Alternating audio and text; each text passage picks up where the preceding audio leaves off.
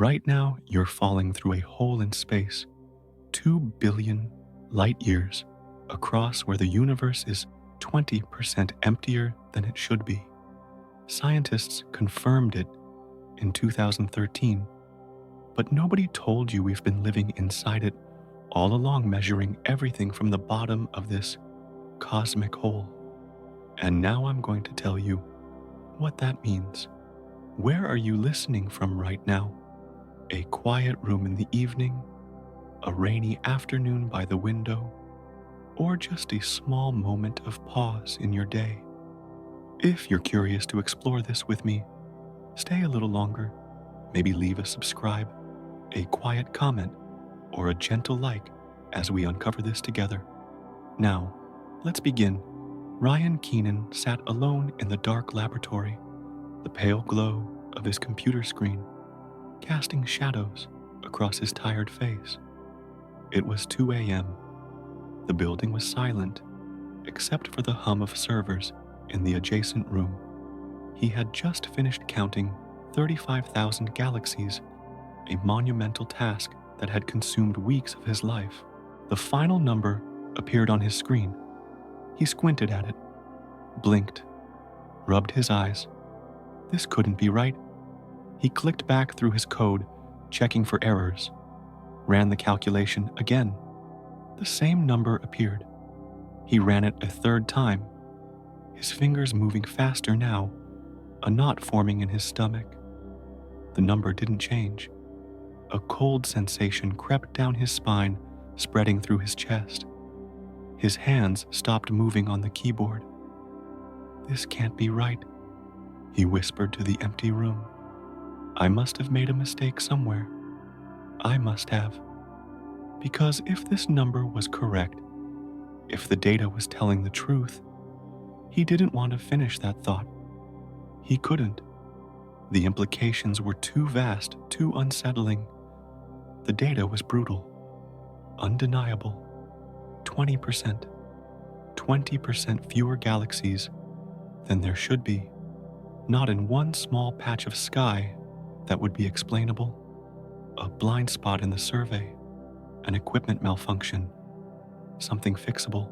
But this deficit stretched in every direction he looked. North, south, east, west, up, down. A perfect sphere of absence, enormous beyond comprehension, with Earth sitting somewhere near its center. A cosmic desert, vast and empty, where matter had somehow vanished, or never formed in the first place. Keenan stared at the screen for a long time.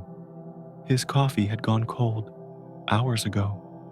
Outside, the city slept, unaware that the universe had just become stranger. He picked up his phone. His colleagues, Amy Barger and Lennox Cowie, would need to see this immediately. They would question everything, triple-check the methodology, use different galaxy surveys, examine the data from different angles, run independent analyses, challenge every assumption. But deep down in that quiet moment, at 2 a.m., staring at numbers that shouldn't exist, Ryan Keenan already knew. The numbers would hold. The void was real. We were living inside something that cosmology said shouldn't exist. In 2013, 3 astronomers, Keenan, Barger, and Cowie, confirmed what nobody wanted to believe. They published their findings in a paper that would shake the foundations of cosmology. The scientific community reacted with a mixture of fascination and unease. Some challenged the methodology immediately. Others rushed to run their own analyses. Different teams, different data sets, different approaches. The result remained consistent. The void was there. They named it the KBC void, using the initials of its 3 discoverers, a casual name for something profoundly unsettling. And now, more than a decade later, most people still don't know. Right now, as you read these words, you're sitting at the bottom of a hole.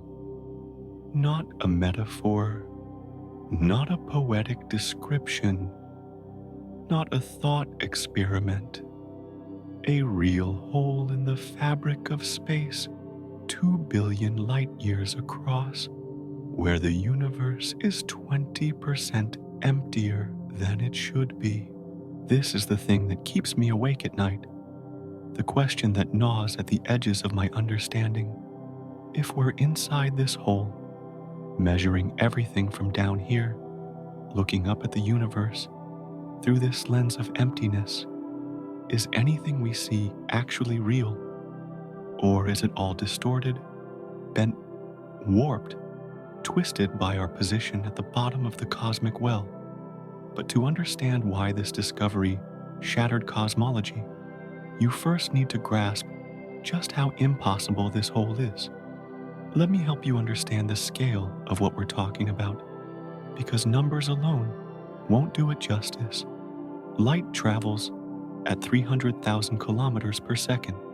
It's the fastest thing in the universe. Nothing can catch it. Nothing can outrun it. In 1 second, a beam of light covers the distance from Earth to the Moon 7 times over. 7 complete trips, while you blink once. In 1 year, light travels 9.46 trillion kilometers. That's a number your brain cannot truly hold. It's too vast, too incomprehensible. We call it a light year, but it's not a measure of time. It's a measure of distance so enormous that we have to use the fastest thing in existence as our measuring stick. The hole we're living in, 2 billion light years across, 2 billion of those incomprehensible distances. Let me try another way. If you were born at the exact moment a photon of light began its journey across this void, and you lived to 80 years old, and then your children lived to 80, and their children lived to 80, and this continued generation after generation after generation, 25 million generations, each living a full human lifetime, that photon of light would just now be finishing its journey across. That's how big this hole is. That's the emptiness we're sitting in. According to standard cosmology structures, like this shouldn't exist. The universe should be roughly uniform when you zoom out far enough. Sure, galaxies cluster together, in some regions forming groups and superclusters. Other regions have fewer galaxies. That's expected. That's normal. But the largest structures, the biggest voids and superclusters, should only be a few hundred million light years across maximum. The KBC void is 10 times larger than that. The probability of such a structure forming naturally through random fluctuations in the early universe, less than 1 in 1,000. That's already deeply uncomfortable for scientists who believe Earth doesn't occupy any special location. But the reality is actually worse. Some scientists calculated it more precisely. They built computer simulations of the universe, starting from conditions just after the Big Bang. They programmed in the laws of physics as we understand them. They let gravity do its work over 13.8 billion years, pulling matter together into galaxies and clusters, leaving voids in between. They ran thousands of these simulated universes, each one a complete evolution from the Big Bang to today. Out of those thousands of simulations structures, as large and as empty as the KBC void almost never appeared. When they did show up, perhaps once or twice, in 1,000 runs, it required extremely rare initial conditions, a perfect storm of quantum fluctuations in the infant universe. The statistical calculation came back as a 10 sigma deviation. In the language of statistics, that's a term that essentially means this should not exist. 5 sigma is considered the gold standard for discovery in physics, less than 1 in a million chance of being random. 10 sigma, in 1 billion trillion universes, you might find one void like this. Yet here we are, living in it. Let me give you an analogy. Imagine flipping a coin. Heads or tails, 50-50 odds. Fair and simple. Now flip it 100 times in a row, and every single time, all 100 flips, it comes up heads. You wouldn't think you were lucky. You'd think something was wrong with the coin, or with reality itself. The KBC void is that 100 heads in a row coin flip, multiplied by 1,000,000, and we're sitting inside it, drinking coffee, reading these words, scrolling through our phones, going about our ordinary days as if nothing is unusual, as if we're not living in one of the rarest structures that should exist in the observable universe. So, the question stops being, why does this whole exist? The real question, the one that changes everything, is, why are we inside it? And that question threatens to break one of the most sacred principles in all of modern science. Think of this as a crime scene. There are two witnesses. Both are absolutely credible. Both have impeccable reputations. Both have been tested, verified, cross-examined hundreds of times. Both tell completely different stories about what happened, and neither one is lying. This is the crisis at the heart of modern cosmology. Two measurements of the same thing, the expansion rate of the universe, giving two different answers. Both measurements are extraordinarily precise. Both should give the same result. They don't. Let me introduce you to the first witness. Witness 1, the ancient light. 13.8 billion years ago, the universe was a fireball. Everything that exists now, every galaxy, every star, every atom in your body, was compressed into a space smaller than a single atom, heated to temperatures beyond imagination. Then it exploded. Or rather, it expanded. Space itself began stretching, cooling as it grew. For the first 380,000 years, the universe was opaque. Light couldn't travel freely. It was trapped in a dense fog of plasma, bouncing between particles going nowhere. But then the universe cooled enough for atoms to form, electrons paired with nuclei. The fog cleared, and light was free. That light is still here, right now, all around you. We call it the cosmic microwave background, the afterglow of the Big Bang. It's been traveling for 13.8 billion years, growing cooler and redder as space stretched around it, but it's still here. We can catch it. We can measure it. We can analyze its patterns and fluctuations. Satellites like WMAP and Planck have mapped this ancient light across the entire sky with exquisite precision. The patterns in this light encode information about the early universe, how dense it was, how fast it was expanding, what it was made of. Scientists feed this data into sophisticated models of cosmic evolution. They calculate how fast the universe must be expanding today, based on what they see in that ancient light. The answer, 67 kilometers per second per megaparsec.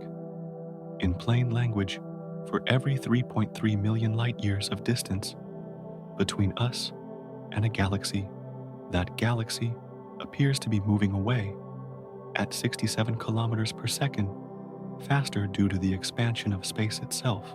The margin of error incredibly small, less than 1%. This measurement is rock solid. Thousands of scientists have verified it. The data is clear. The math is sound. This number 67 is certain. Now let me introduce you to the second witness. Witness 2, the exploding stars. There's a particular type of star that when it dies, explodes in a very specific way. We call them type Ia supernovae. They happen when a white dwarf, the dead core of a sun-like star, accumulates too much mass from a companion star. When the white dwarf reaches exactly 1.4 times the mass of our Sun, it detonates. The explosion is always the same mass igniting, the same physics, the same peak brightness. This makes them perfect standard candles. For measuring cosmic distances, we know exactly how bright they should be at their peak.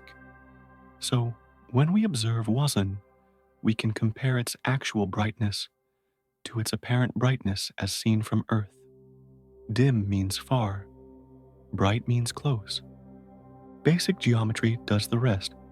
Astronomers have measured hundreds of these supernovae at various distances across the universe. Near ones, far ones, ancient ones, recent ones. They plot the distances against the redshifts, how much the light has stretched due to cosmic expansion. From this, they calculate how fast the universe is expanding. The answer, 73 kilometers per second per megaparsec. The margin of error, also incredibly small. This measurement has been refined over decades.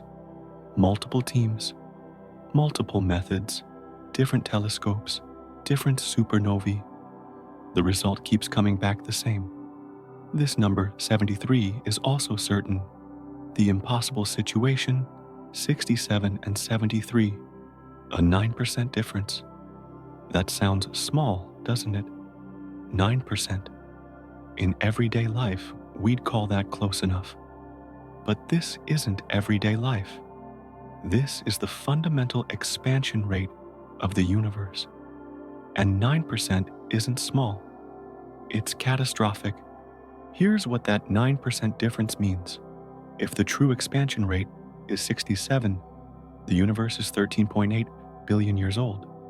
If it's 73, the universe is only 12.7 billion years old, 1.1 billion years younger. That might not sound like much on cosmic scales, but we have stars, ancient stars in globular clusters that appear to be 13 billion years old, based on stellar evolution models.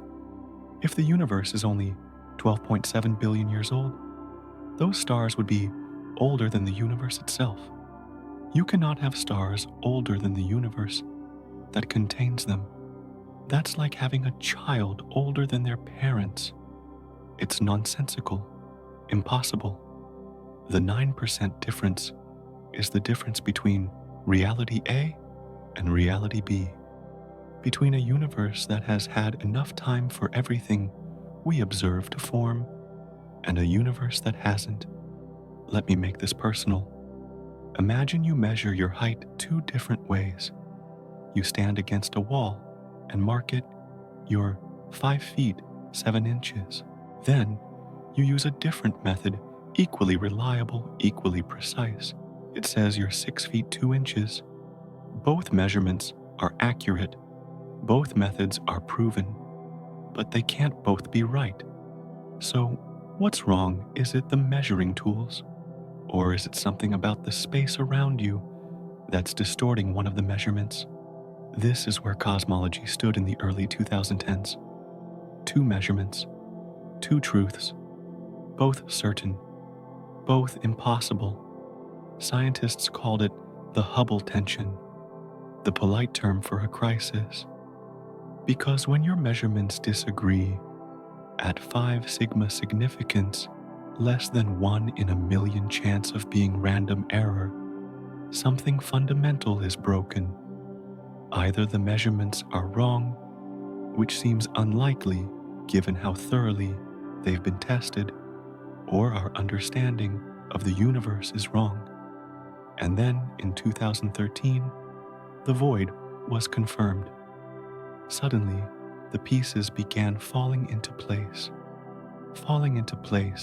in a deeply unsettling way. What if the local measurement, the 73, wasn't measuring the universe at all? What if it was measuring the universe plus something else? Something local, something that was adding extra velocity to nearby galaxies. Something like being at the bottom of the largest void ever discovered. To understand how a hole in space can lie about the expansion of the universe, you need to understand something counterintuitive about gravity itself. Inside the void, gravity does the opposite of what you learned in school. Let me give you a thought experiment, because this is deeply counterintuitive. Imagine you're standing at the bottom of a shallow valley, not a deep canyon, just a gentle depression in the landscape. Around you on all sides are mountains, not towering peaks, but definite high ground. You're in the low spot surrounded by higher terrain. Now, ask yourself, which direction does gravity pull you? Your instinct might say, down, deeper into the valley. But you're already at the bottom. There's nowhere lower to go. The valley floor is solid ground beneath your feet. So, where does gravity actually pull you? Toward the mountains, outward, away from the valley center, up the slopes toward the higher ground where most of the mass is located. This is exactly what's happening in the cosmic void. The void is the valley, the surrounding filaments and superclusters of galaxies where matter is concentrated at normal or higher densities. Those are the mountains, and everything inside the void is being pulled outward toward those mountains, away from the empty center. Galaxies aren't sitting still. They're running away from the void, our Milky Way. Right now, this very second, it's racing away from the local void at 600,000 miles per hour. Let me help you feel that speed. 600,000 miles per hour means we're covering 167 miles every single second. In the time it takes you to read this sentence, about 5 seconds, the Milky Way has traveled nearly 850 miles. That's the distance from Hanoi to Vinh covered in 1 second. Every minute, we travel 10,000 miles. That's enough to circle the entire Earth at its equator. Every year, we cover 5.2 billion miles through space driven by the gravitational imbalance between the empty void behind us and the dense structures ahead. But here's the truly staggering part. Despite this incredible speed, despite racing at 600,000 miles per hour for millions of years already, we're still inside the void. The hole is so vast that even at this breakneck pace, it would take hundreds of millions of years to cross from one side to the other. We're not escaping. We're just drifting outward within it. Meanwhile, the void itself continues expanding due to dark energy growing faster than we can escape it. This creates a profound problem for our measurements. When we point our telescopes at distant galaxies and measure their redshift, how much their light has stretched, due to the expansion of space, we're actually measuring two things added together. One, the true cosmic expansion, the stretching of space itself, the Hubble expansion. This is what we want to know. This is the fundamental property of the universe. Two, the peculiar velocity, the local motion of galaxies due to gravitational effects. In our case, the outward flow from the void. We can't separate these two components cleanly. Not when we're inside the void.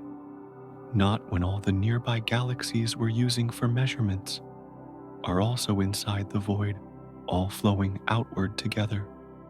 So when we measure the apparent expansion rate using nearby supernova, we get 73. But that's not the universe's expansion rate. It's the universe's expansion rate plus the void's outflow velocity, the true expansion rate, probably 67, the number we get from the cosmic microwave background, which isn't affected by local flows because it's measuring the average expansion of the entire universe from the beginning. The extra 6 kilometers per second per megaparsec, that's us. That's the void. That's the hole we're sitting in, adding its own motion to our measurements, contaminating our data with local effects. It's like trying to measure the speed of a river while you're standing on a boat that's already moving downstream. You can measure very precisely how fast the water appears to be moving past you, but that measurement includes the boat's motion. To get the river's true speed, you'd need to subtract the boat's speed. But what if you don't know the boat is moving? What if you think you're standing on solid ground? That's our situation. Everything we thought we knew about the universe, its age, its expansion rate, its ultimate fate, we measured from inside a moving vehicle. A vehicle 2 billion light years across, accelerating outward, carrying us along. And we never knew we were moving. This is what keeps cosmologists awake at night. This is the creeping horror at the edge of our understanding. Not that we made mistakes, not that our instruments were faulty, not that our math was wrong, but that we were measuring from the wrong place all along. And if our place in the universe is biased, if our location is anomalous, if we're not in a representative region, then how much of what we think we know about reality is actually real, and how much is just the lie that gravity tells when you're standing at the bottom of a hole? But this realization threatens something even more fundamental than our measurements. It threatens the very principle that has guided cosmology for a century. For 500 years, science has been doing one thing consistently, relentlessly, sometimes cruelly removing us from the center. It started with Nicolaus Copernicus in 1543. He looked at the complicated mathematics required to keep Earth at the center of the solar system, all those epicycles and retrograde motions, the Baroque complexity needed to make the observations fit the theory. And he said, what if we're not at the center? What if Earth is just another planet orbiting the sun? The math became simple, elegant, beautiful, but the cost was our cosmic importance. We were no longer the center around which everything revolved. We were just a planet, one among several. Then came Harlow Shapley in the 1920s. He measured the distribution of globular clusters and realized our sun wasn't at the center of the Milky Way galaxy. We weren't even close to the center. We were out in the suburbs, 2/3 of the way toward the edge in an unremarkable spiral arm. The galactic center, with its dense concentration of stars, its supermassive black hole, its energetic drama was tens of thousands of light years away. We were provincial, peripheral. Then Edwin Hubble dealt the next blow. In the 1920s and 30s, he proved that the Milky Way wasn't the only galaxy, and it certainly wasn't at the center of anything. There were countless other galaxies, scattered in every direction, all moving away from each other as space itself expanded. The universe had no center, or rather every point was equally the center. We weren't special among galaxies. We were just one among hundreds of billions. This progressive decentering culminated in what became known as the cosmological principle, the assumption that on sufficiently large scales, the universe is homogeneous and isotropic. Homogeneous means the same everywhere. No location is fundamentally different from any other. Isotropic means the same in all directions. No direction is privileged. This wasn't just a scientific principle. It was a philosophical commitment, a statement about our place in reality And it came with a promise. A cold comfort, perhaps, but a comfort nonetheless. You are not special. I am not special. Humanity is not special. Earth is not special. Our sun, our galaxy, our local group, none of it is special. Everywhere in the universe, when you zoom out far enough, looks the same density of matter, the same expansion rate, the same physical laws. An observer in a galaxy 10 billion light years away would see roughly the same universe we see. This was the final consolation of modern cosmology. We might be insignificant, but at least we're typically insignificant. At least we're not alone in our mediocrity. At least we're not anomalous.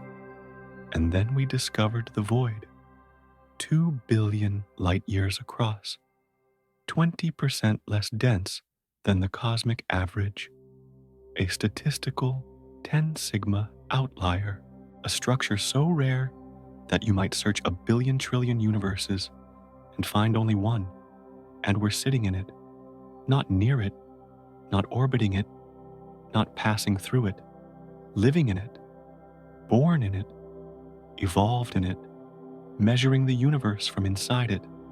The cosmological principle didn't just bend under this weight, it broke. Because now we have to face 3 possibilities, and none of them is comfortable. Possibility 1, insane luck. Maybe we just won the cosmic lottery. Out of all the possible locations in the observable universe, we happened to emerge in one of the rarest structures that exists. The odds, roughly 1 in a billion trillion. But someone has to win the lottery, right? Even billion trillion to 1 shots happen occasionally. This is the conservative interpretation. It keeps our physics intact. It doesn't require modifying any fundamental theories. It just requires accepting that we got cosmically, extraordinarily, unbelievably lucky. But here's what makes scientists uncomfortable. That's not an explanation. It's an admission of ignorance dressed up as acceptance. Saying we got lucky is statistically equivalent to saying, I don't know why we're here. It abandons the search for mechanism. It throws up its hands. And in physics, when you find yourself at the center of an extreme statistical outlier, luck is usually the wrong answer. Usually there's something about the physics you don't understand. A selection effect you didn't account for. A hidden variable you didn't measure.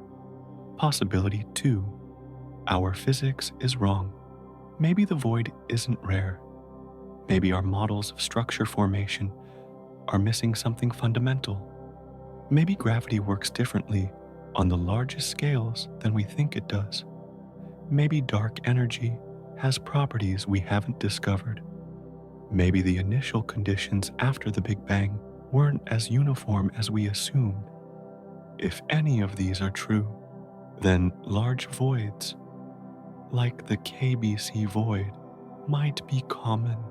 We might be sitting in one simply because a significant fraction of the universe consists of such structures. Our location wouldn't be special. We'd just be in one of many similar regions. This interpretation keeps the cosmological principle alive, but at the cost of our current theoretical framework. It means lambda cold dark matter, the standard model of cosmology that has been so successful at explaining observations, needs major revision. It means we need new physics. Some researchers find this prospect exciting. Others find it terrifying. Because revising cosmology isn't like tweaking a detail. It's like discovering the foundation of your house is cracked. Everything built on top of it becomes suspect. Possibility 3. There's something we don't know. Maybe there's a reason we're in the void. not a supernatural reason, not destiny or design, but a physical reason we haven't discovered yet. Some aspect of the relationship between structure formation and the emergence of observers. Some subtle selection effect, perhaps intelligent life, can only arise in regions with certain properties, moderate density, stable environments, long time scales for evolution. Perhaps voids, despite being rare in terms of volume, are actually common in terms of where observers find themselves. This is called the anthropic principle, and it's controversial because it edges dangerously close to circular reasoning. We observe this rare situation because we can only exist in this rare situation. It feels like explaining something by pointing to itself, but it might be true. The universe might be far stranger than we imagine, with deep connections between the large-scale structure of space and the conditions necessary for complexity life and consciousness to emerge. We don't know which of these possibilities is correct. That's what makes this a crisis. Let me make this personal. Have you ever had the feeling that something is off, not dramatically wrong, not obviously broken, just slightly misaligned, like when you put on someone else's glasses and the world looks almost right, but not quite, or when you're in a familiar room, but the furniture has been moved slightly and you can't quite put your finger on what changed. That subtle sense of wrongness, of not quite rightness, of reality being slightly out of phase with what you expect it to be. The void is that feeling, but at a cosmic scale.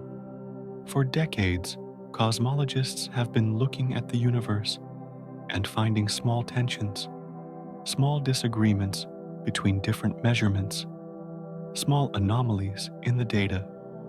Nothing dramatic enough to overturn theories, just slight misalignments. The Hubble tension, large-scale bulk flows, anomalies in the cosmic microwave background, the unexpectedly large sizes of certain structures. Individually, each could be explained away. Collectively, they painted a picture of something subtly wrong with our understanding. And then we found the void. And suddenly, all those small tensions had a potential explanation. We weren't measuring the universe incorrectly. We were measuring it from an unusual vantage point. It's like we've spent our entire lives in a house with slightly warped windows, and we've been making measurements of the outside world through those windows and writing papers about the fundamental curvature of reality, never realizing that the curvature was in the glass, not the world. We thought we understood the universe. We thought we had mapped its expansion, calculated its age, determined its fate. We thought we knew where we stood in the grand scheme of things. But maybe we only understood our corner of it, our strange, rare, statistically improbable corner, the view from the bottom of the hole. And if that's true, then everything becomes uncertain again. The age of the universe, the nature of dark energy, the ultimate fate of cosmic expansion. All of it was measured from here, from inside this anomaly. How much of what we call cosmology is actually local geography? So we're left with profound questions, not just scientific questions, but philosophical ones. Questions about knowledge and certainty. Questions about whether any observer can truly understand the universe they inhabit, or whether we're all inevitably prisoners of our perspective. What is this hole we're living in? Where did it come from? How did it form? And most importantly, what is it doing to us? What is it doing to our measurements? our understanding, our picture of reality itself? These are the questions that haunt the edge of cosmology now. These are the questions that transformed a technical measurement problem into an existential crisis. When I say the void is empty, what do you picture empty space? A vacuum, nothingness. You're wrong. The void isn't empty. That's the fundamental misunderstanding. It's not nothing. It's something very specific, a battlefield where two invisible forces are locked in eternal combat, and one of them is winning. Inside the void, there is a war. You can't see it. You can't touch it. You can't directly measure it. But this war determines the fate of the universe itself. It decides whether space pulls together or tears apart, whether structure forms or dissolves, whether galaxies can exist or emptiness reigns supreme. The two combatants, dark matter and dark energy. Let me introduce you to them. Dark matter makes up 85% of all matter in the universe. Think about that for a moment. Everything you can see, every star, every planet, every galaxy, every nebula, every atom in your body represents only 15% of the matter that exists. The other 85% is invisible. We can't see dark matter. Light passes right through it. We can't touch it. It doesn't interact with ordinary matter, except through one force, gravity. We only know it exists because we can see its gravitational effects. Galaxies spin faster than their visible matter can account for. There must be invisible mass providing extra gravity. Galaxy clusters bend light from background objects more than their visible matter alone could explain, again, invisible mass. The structure of the universe itself requires dark matter's gravity to have formed the way it did. Dark matter is gravity's invisible scaffolding. Its job is to pull things together, to clump matter into galaxies, to hold those galaxies in clusters, to resist the expansion of space, to fight for structure. In regions of normal density in galaxy clusters, in the filaments of the cosmic web, dark matter is strong enough to do its job. There's enough of it present to exert significant gravitational pull. It wins local battles, pulling matter together, building structure. But inside the void, there's 20% less matter than there should be, 20% less dark matter. The giant is weakened, starved of resources. Its gravitational pull becomes feeble, unable to hold territory, unable to build structure, unable to resist. In the void, dark matter is losing. Dark energy is even stranger than dark matter. It makes up 68% of all energy in the universe. But we have absolutely no idea what it is. Here's what we know. Dark energy has negative pressure.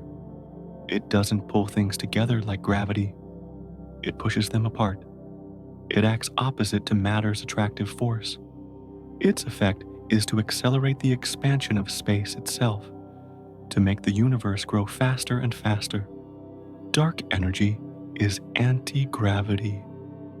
Its job is to tear space apart, to stretch the fabric of the cosmos, to drive galaxies away from each other at ever-increasing speeds.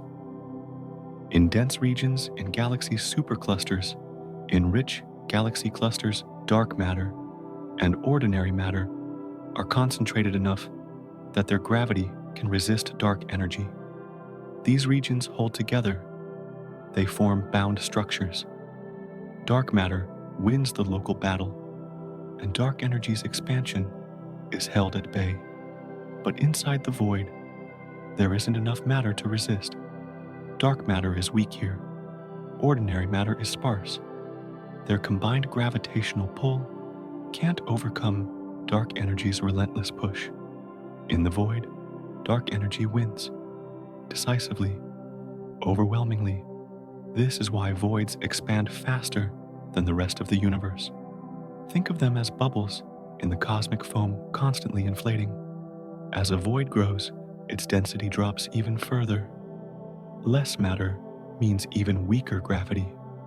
Weaker gravity means dark energy dominates even more completely, which means faster expansion, which means lower density, which means weaker gravity still. It's a positive feedback loop, a runaway process with no natural stopping point.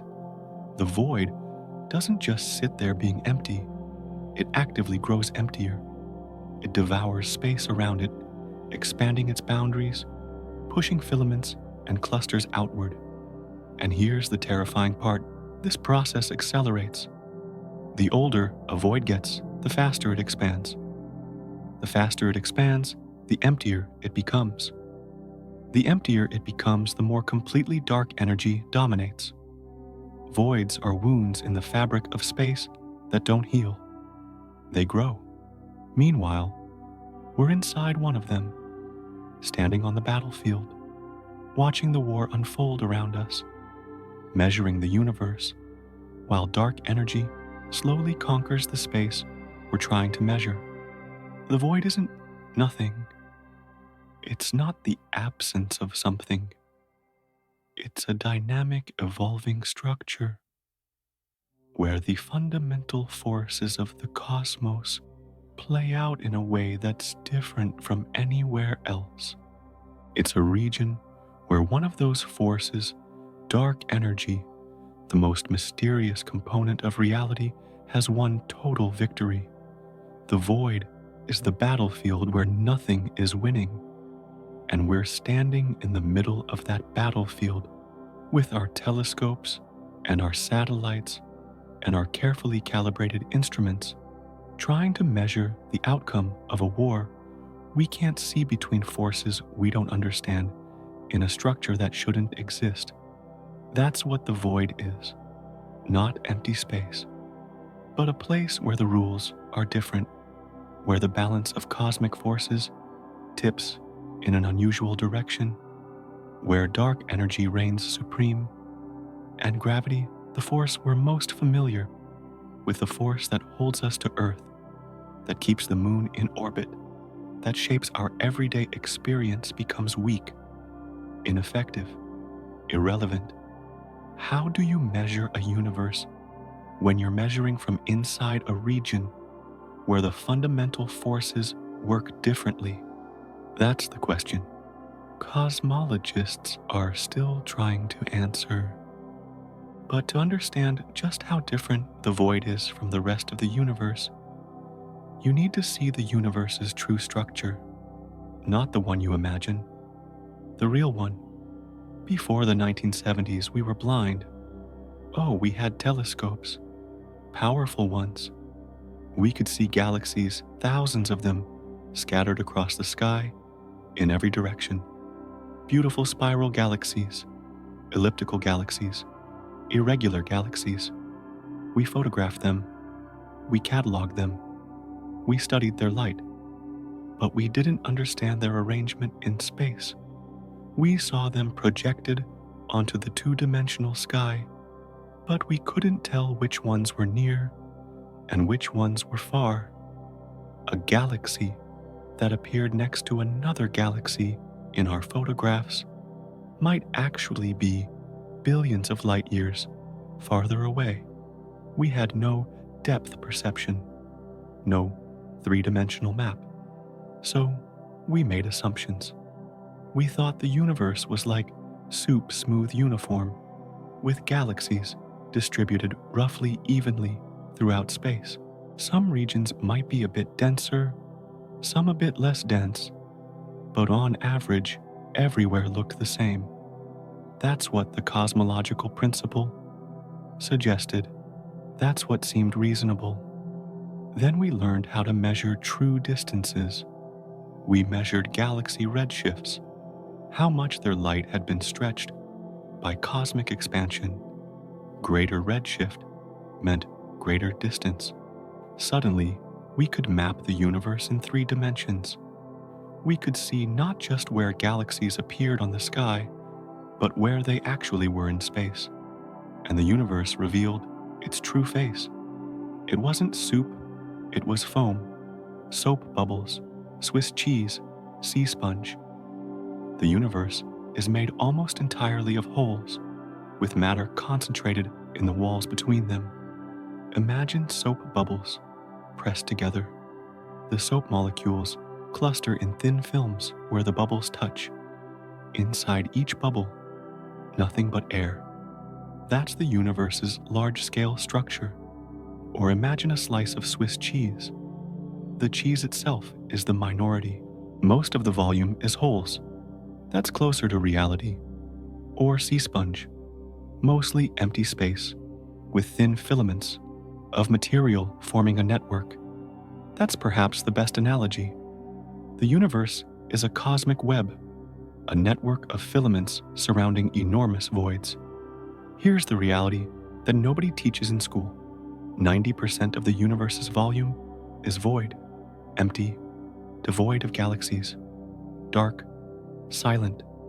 10% of the volume is filaments and galaxy clusters, the walls between voids, the cosmic web's structure. But here's the twist, that 10% contains 95% of all matter. Read that again. 90% of space contains only 5% of matter. 10% of space contains 95% of matter. The universe isn't a place full of matter with occasional gaps. It's a place full of gaps with occasional concentrations of matter.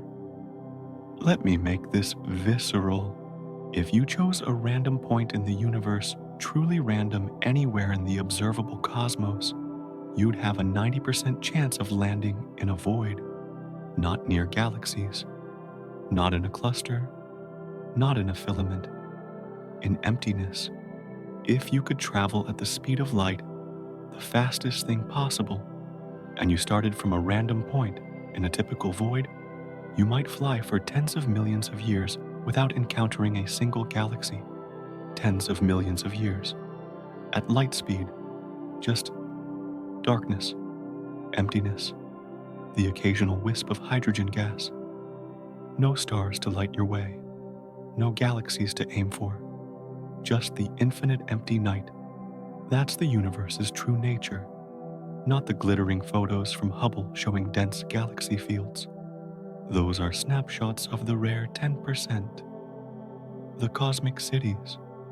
But most of the universe is desert, absolute loneliness, near absolute darkness.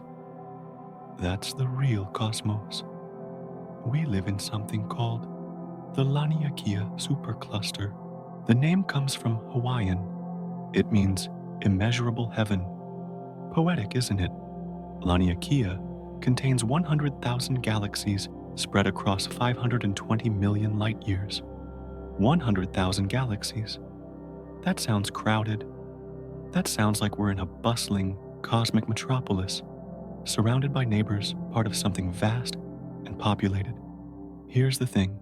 The entire Laniakea supercluster, with all 100,000 of its galaxies, sits inside the KBC void.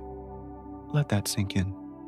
A structure containing 100,000 galaxies is classified as part of an underdense region.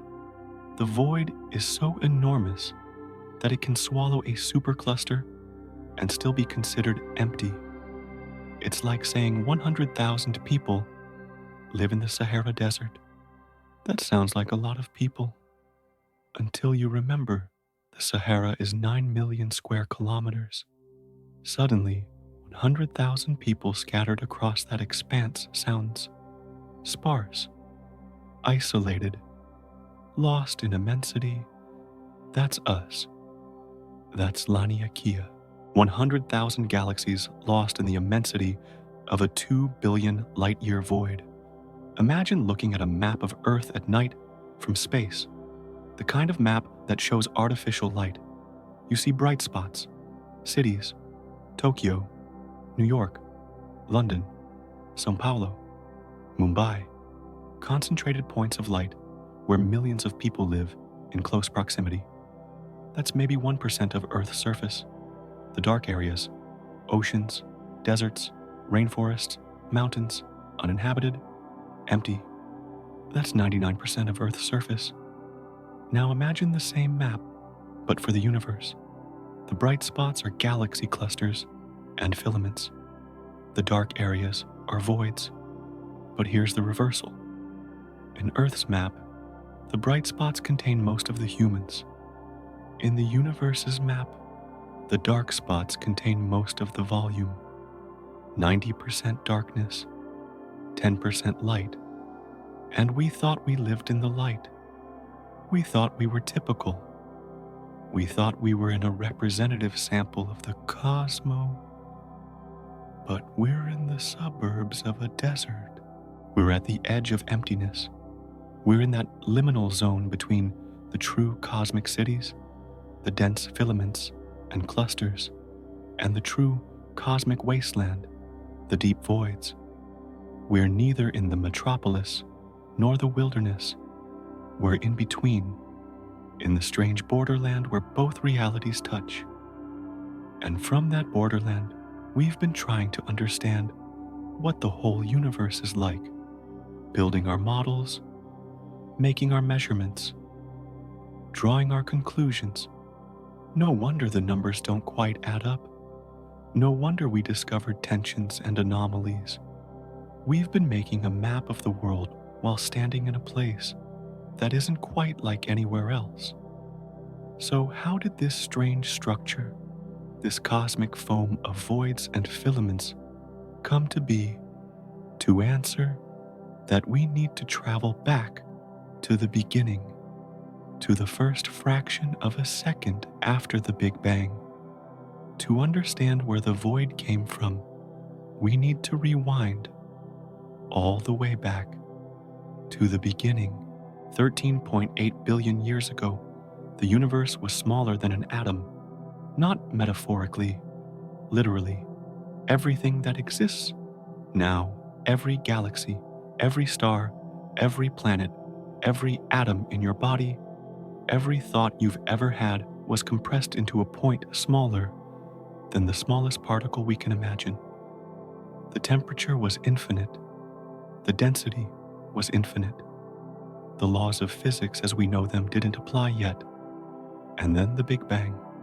Space itself began expanding, not exploding into pre-existing space, but expanding from within, creating space as it grew. In the first moments, the universe was unimaginably hot and dense, too hot for atoms, too hot for nuclei, just a seething plasma of fundamental particles and energy.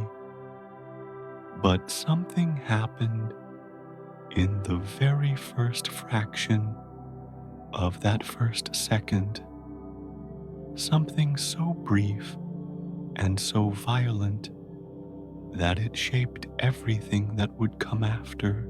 In the first 10^-35 seconds after the Big Bang, a span of time so short that there's no way to make it comprehensible to human intuition, the universe underwent what physicists call inflation, cosmic inflation, a period of exponential expansion where space grew faster than light could travel across it, in less time than it takes light to cross the width of a proton.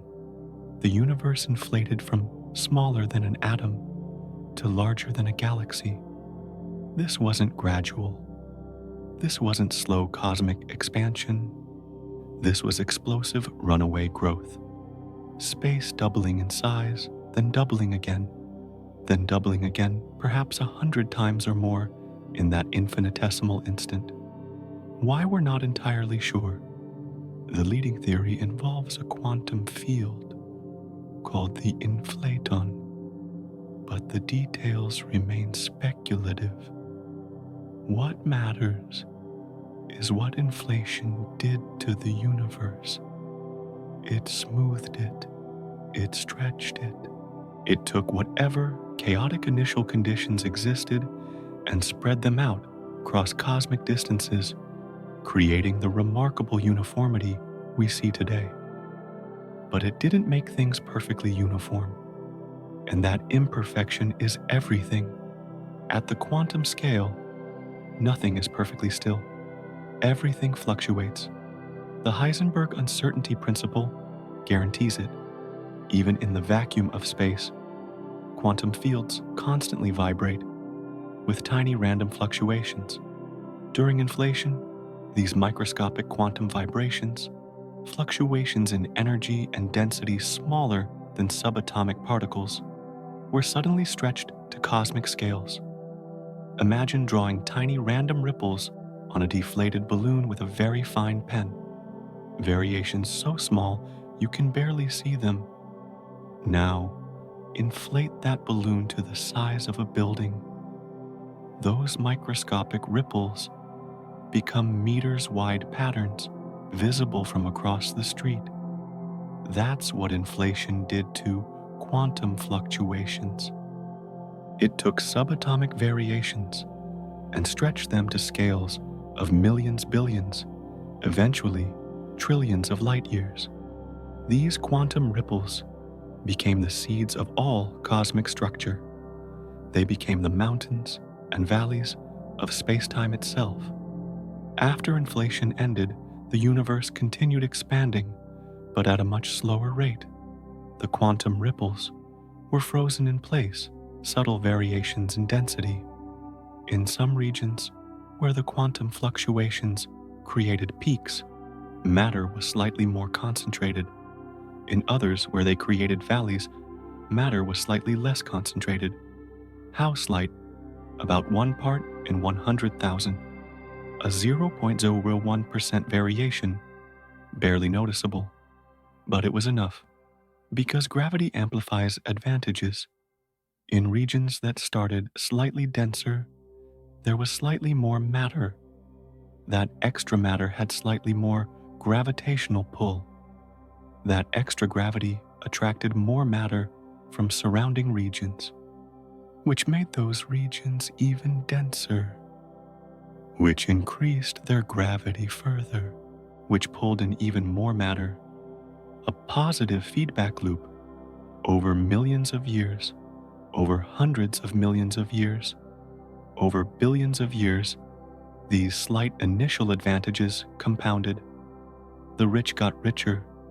Meanwhile, in regions that started slightly less dense, there was slightly less matter, less gravity. Matter flowed away from these regions toward the denser areas. They became even emptier, which meant even less gravity, which meant even more matter drained away. The poor got poorer. Over cosmic time, these tiny initial variations, 1 part in 100,000, grew into the dramatic structure we see today. The peaks became filaments containing thousands of galaxies. The valleys became voids stretching billions of light years across. From quantum whispers to cosmic shouts, from barely there fluctuations to the largest structures in existence. We have a photograph of this process in its infancy. 380,000 years after the Big Bang, the universe had cooled enough for atoms to form. Electrons paired with nuclei. The fog of plasma cleared.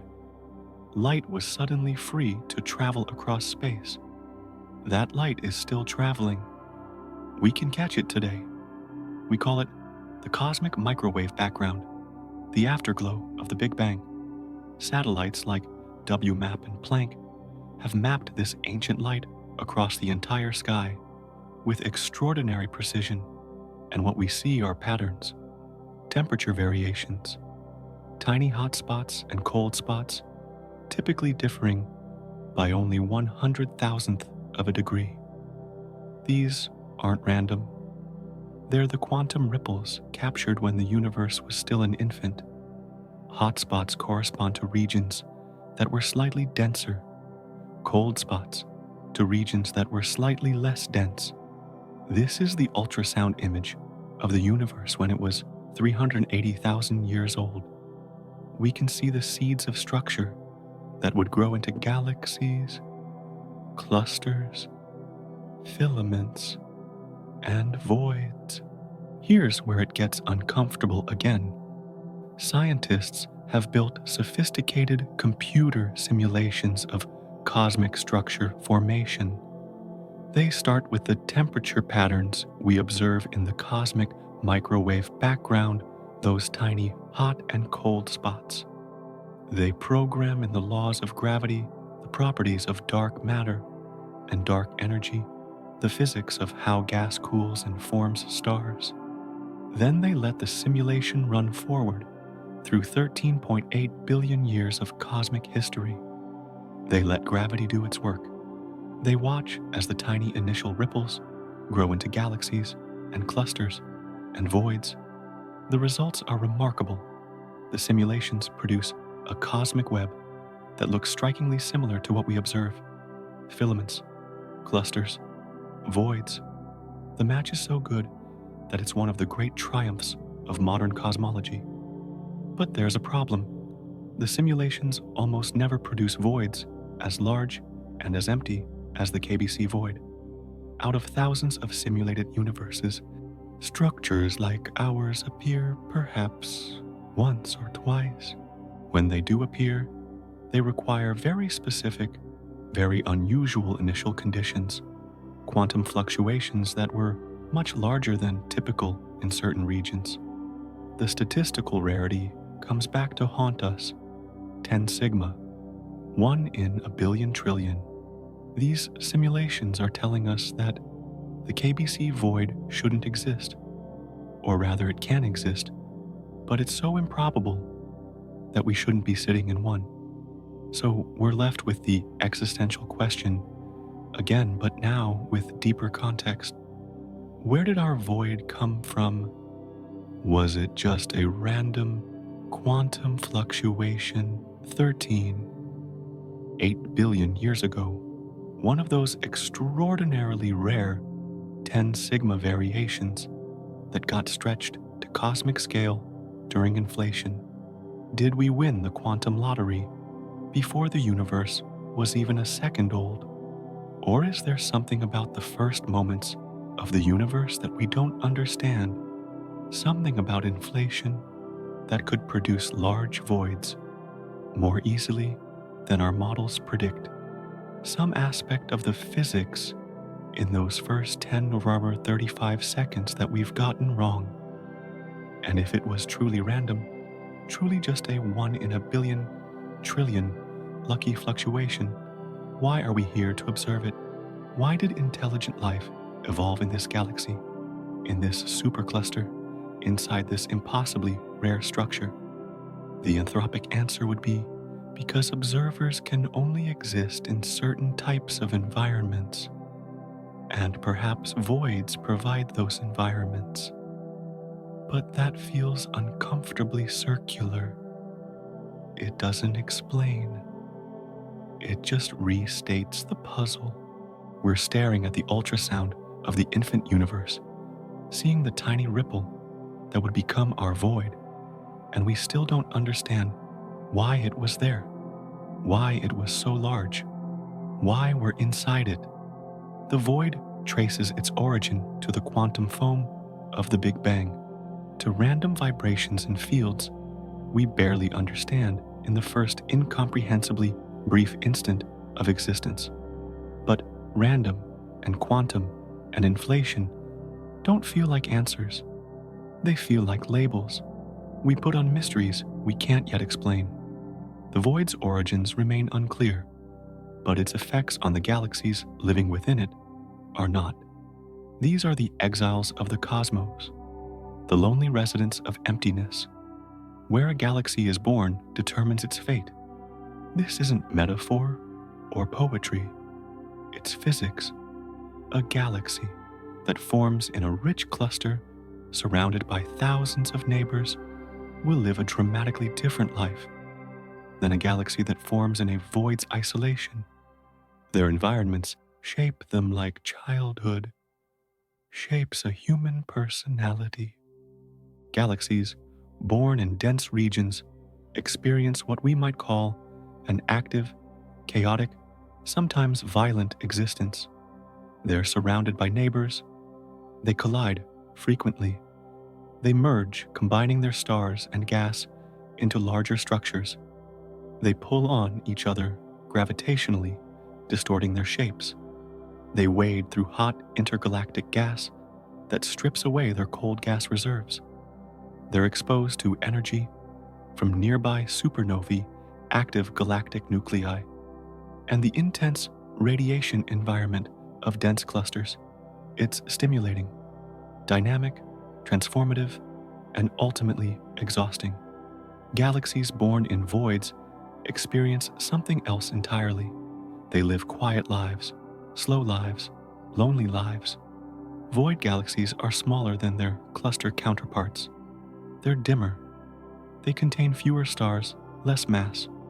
Many are classified as dwarf galaxies, barely massive enough to hold onto their gas against the outward pressure from star formation.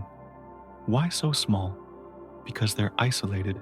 They rarely collide with neighbors, and collisions are how galaxies grow. When two galaxies merge, their combined mass becomes a single larger galaxy. This happens frequently in clusters. A small galaxy might merge with a larger one, adding its stars to the giant's population. Two medium galaxies might collide and create an elliptical galaxy. Over billions of years, through countless mergers, cluster galaxies grow massive. But in voids, no neighbors to merge with, no collisions to trigger growth. Void galaxies remain small, forever stuck at the mass they had when they first formed. They're cosmic children who never got the nutrition to grow up. There's a curious compensation, though, something void galaxies retain that their cluster cousins have lost. Void galaxies are blue. In astronomy, blue means young stars, hot, massive stars that burn bright and blue and die quickly. The presence of blue stars means ongoing star formation. It means the galaxy still has fuel, still has cold gas that can collapse into new stars, still has life in it. Cluster galaxies, by contrast, tend to be red. Red means old stars, small, cool, long-lived stars that formed billions of years ago. The presence of only red stars means star formation has stopped. The galaxy has exhausted or lost its gas. It's essentially dead, a stellar graveyard containing only the long-lived remnants of past generations. Why are void galaxies still blue? Because they've retained their gas.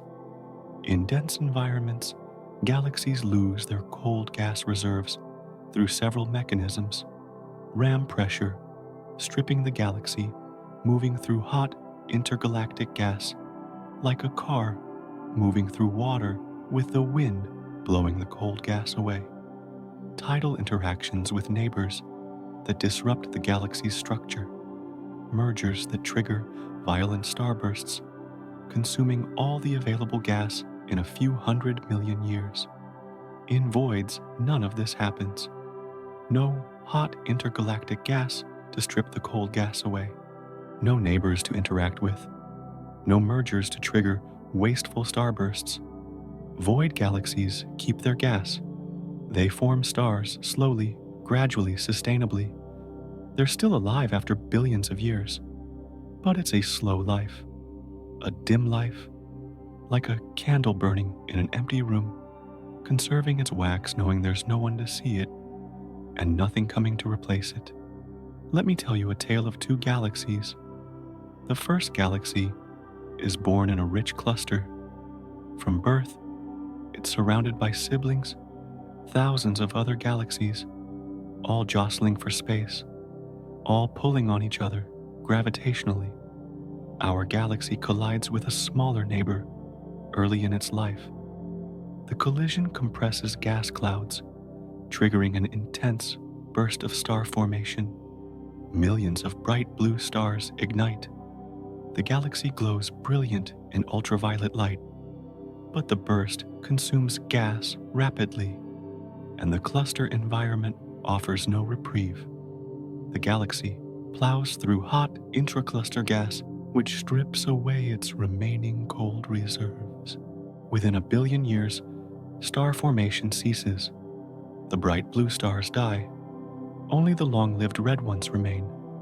The galaxy has become a red, elliptical, massive, bright, but dead. It achieved its potential. It grew large through mergers. It shone bright during its starburst phase, but it burned out. At 6 billion years old, it's a stellar fossil. The second galaxy is born in a void. It's alone. Its nearest neighbor is 10 million light years away. It forms stars slowly from its modest gas reservoir. No mergers to accelerate its growth. No collisions to trigger bursts. No environmental stripping to remove its fuel. Billions of years pass. The galaxy remains small. It never reaches the mass of its cluster cousin. It never experiences a brilliant starburst. It never achieves greatness by any conventional metric. But it's still alive. At 6 billion years old, it's still forming stars. Still blue. Still making new generations from the gas it's carefully conserved. It's the child who stayed innocent because it never left home.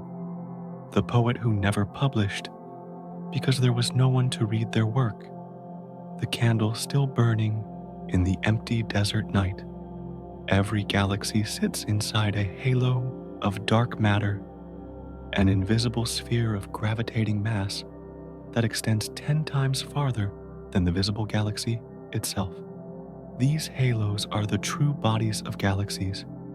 The stars we see are just tracers of where the dark matter concentrated most strongly. In voids, these dark matter halos remain pristine. They're nearly spherical, undisturbed, beautiful in their symmetry. In clusters, the halos are distorted, stretched by tidal forces from neighbors, battered by collisions, stripped of their outer layers by interactions. They're battle-scarred asymmetric rough. The void is a sanctuary where dark matter rests undisturbed, where the invisible scaffolding of galaxies maintains its original shape. There's a cost to the void's tranquility, though, a price for that slow, isolated existence. Stars create heavy elements through nuclear fusion. Carbon, oxygen, iron, silicon, all the elements beyond hydrogen and helium are forged in stellar cores and released when stars die. Each generation of stars enriches the surrounding gas with more heavy elements. Over time, galaxies become more metal-rich in astronomical terminology. Astronomers call everything heavier than helium a metal, which drives chemists crazy, but that's the convention. Void galaxies, with their slow star formation rates, have produced fewer generations of stars. They're chemically poor. They have lower abundances of heavy elements compared to galaxies in dense regions. This has implications for planet formation. Rocky planets like Earth require heavy elements silicon, iron, magnesium. Gas planets need them too for their cores. If a galaxy is too metal poor, it might struggle to form rocky planets at all. And life as we know it requires specific elements: carbon, oxygen, nitrogen, phosphorus, trace metals like iron and zinc. A galaxy too poor in these elements might struggle to produce the chemical complexity necessary for life. So void galaxies face a paradox. They're peaceful, stable, long-lived, potentially ideal for life to evolve slowly over billions of years. But they're also chemically impoverished, potentially lacking the raw materials life needs. The Milky Way isn't in the deep void. We're at the edge, in the borderlands. We're close enough to the void to feel its effects on our measurements, close enough that our peculiar velocity is affected by the gravitational imbalance, close enough that when we measure the Hubble constant using nearby supernovae, the void's outflow contaminates our data, but we're also close enough to denser regions to have accumulated sufficient heavy elements. Our Sun is a third-generation star, enriched by the deaths of previous stellar generations. Earth has an iron core, a silicate mantle, an atmosphere with nitrogen and oxygen. We have the periodic table's full richness. We're in the middle ground, neither deep in the void's isolation nor in the cluster's chaos. It's not a position anyone would choose. It's not glamorous. It's not special, but it's where we are. And perhaps, just perhaps, it's exactly the right position, far enough from violence to have stability, close enough to richness to have complexity. Void galaxies are the poets of the cosmos. They live slowly, they live long, they live alone. They preserve in themselves ancient songs that cluster. Galaxies have forgotten the slow, patient rhythms of star formation sustained over billions of years. The memory of what galaxies were like in the universe's youth. And maybe, just maybe, they're the best places for life like ours to flourish. Not rushed, not violent, just time. Billions of years of quiet time for chemistry to become biology, for biology to become complexity, for complexity to become consciousness. Time enough for a species to look up at the empty sky and wonder, why are we here? Why this place? Why this void? Time enough to discover the answer might be because nowhere else would have given us enough time to ask. But understanding void galaxies raises another question. How do we know any of this? How do we map the void, measure its properties, trace its effects? The answer lies in an ancient echo, a ruler built from sound waves in the infant universe. When the universe was 380,000 years old, it was still soup, not a metaphor, actual soup, a dense, hot plasma where matter and energy were so tightly coupled that they couldn't be separated. There were no atoms yet, just a seething ocean of electrons, protons and photons, all tangled together, interacting constantly. Light couldn't travel freely through this plasma. Photons would scatter off electrons almost immediately, bouncing from particle to particle, like a ball in a pinball machine going nowhere. The universe was opaque, a cosmic fog so thick that light could only move microscopic distances before hitting something, but sound could travel. Pressure waves rippled through this primordial plasma, like waves spreading across the surface of a pond. These weren't sound waves in the way we experience them. There was no air to carry vibrations, but they were acoustic oscillations, density fluctuations that propagated at a specific speed determined by the plasma's temperature and composition. The speed was about half the speed of light, impossibly fast by human standards, but slow enough on cosmic scales that these waves left a measurable imprint. These sound waves were triggered by the same quantum fluctuations that seeded all cosmic structure. Regions of slightly higher density compressed the plasma around them, creating pressure waves that propagated outward in spherical shells, like dropping stones into a pond and watching the ripples spread, except the pond was the entire universe, and the ripples were traveling at 150,000 kilometers per second for 380,000 years. These acoustic waves rippled through the plasma, outward, always outward, creating shells of slightly higher and slightly lower density centered on the original density peaks. the distance these waves traveled, in that time approximately 490 million light years. That specific number, 490 million light years, is carved into the universe's memory. Then the universe cooled. The temperature dropped below a critical threshold, about 3,000 degrees Kelvin, and suddenly the electrons and protons could combine to form neutral hydrogen atoms. This moment is called recombination, though combination would be more accurate since these particles had never been atoms before. When recombination happened, everything changed. The plasma became a neutral gas. Photons no longer scattered off free electrons because there were no more free electrons. Light was suddenly free to travel. The universe became transparent. The fog lifted, and the sound waves, they froze. They stopped propagating because the medium that carried them, the tightly coupled plasma, no longer existed. The acoustic oscillations were imprinted into the matter distribution at exactly the scale they'd reached when recombination occurred, 490 million light years. That distance became fossilized in the structure of the universe. Think of it like this.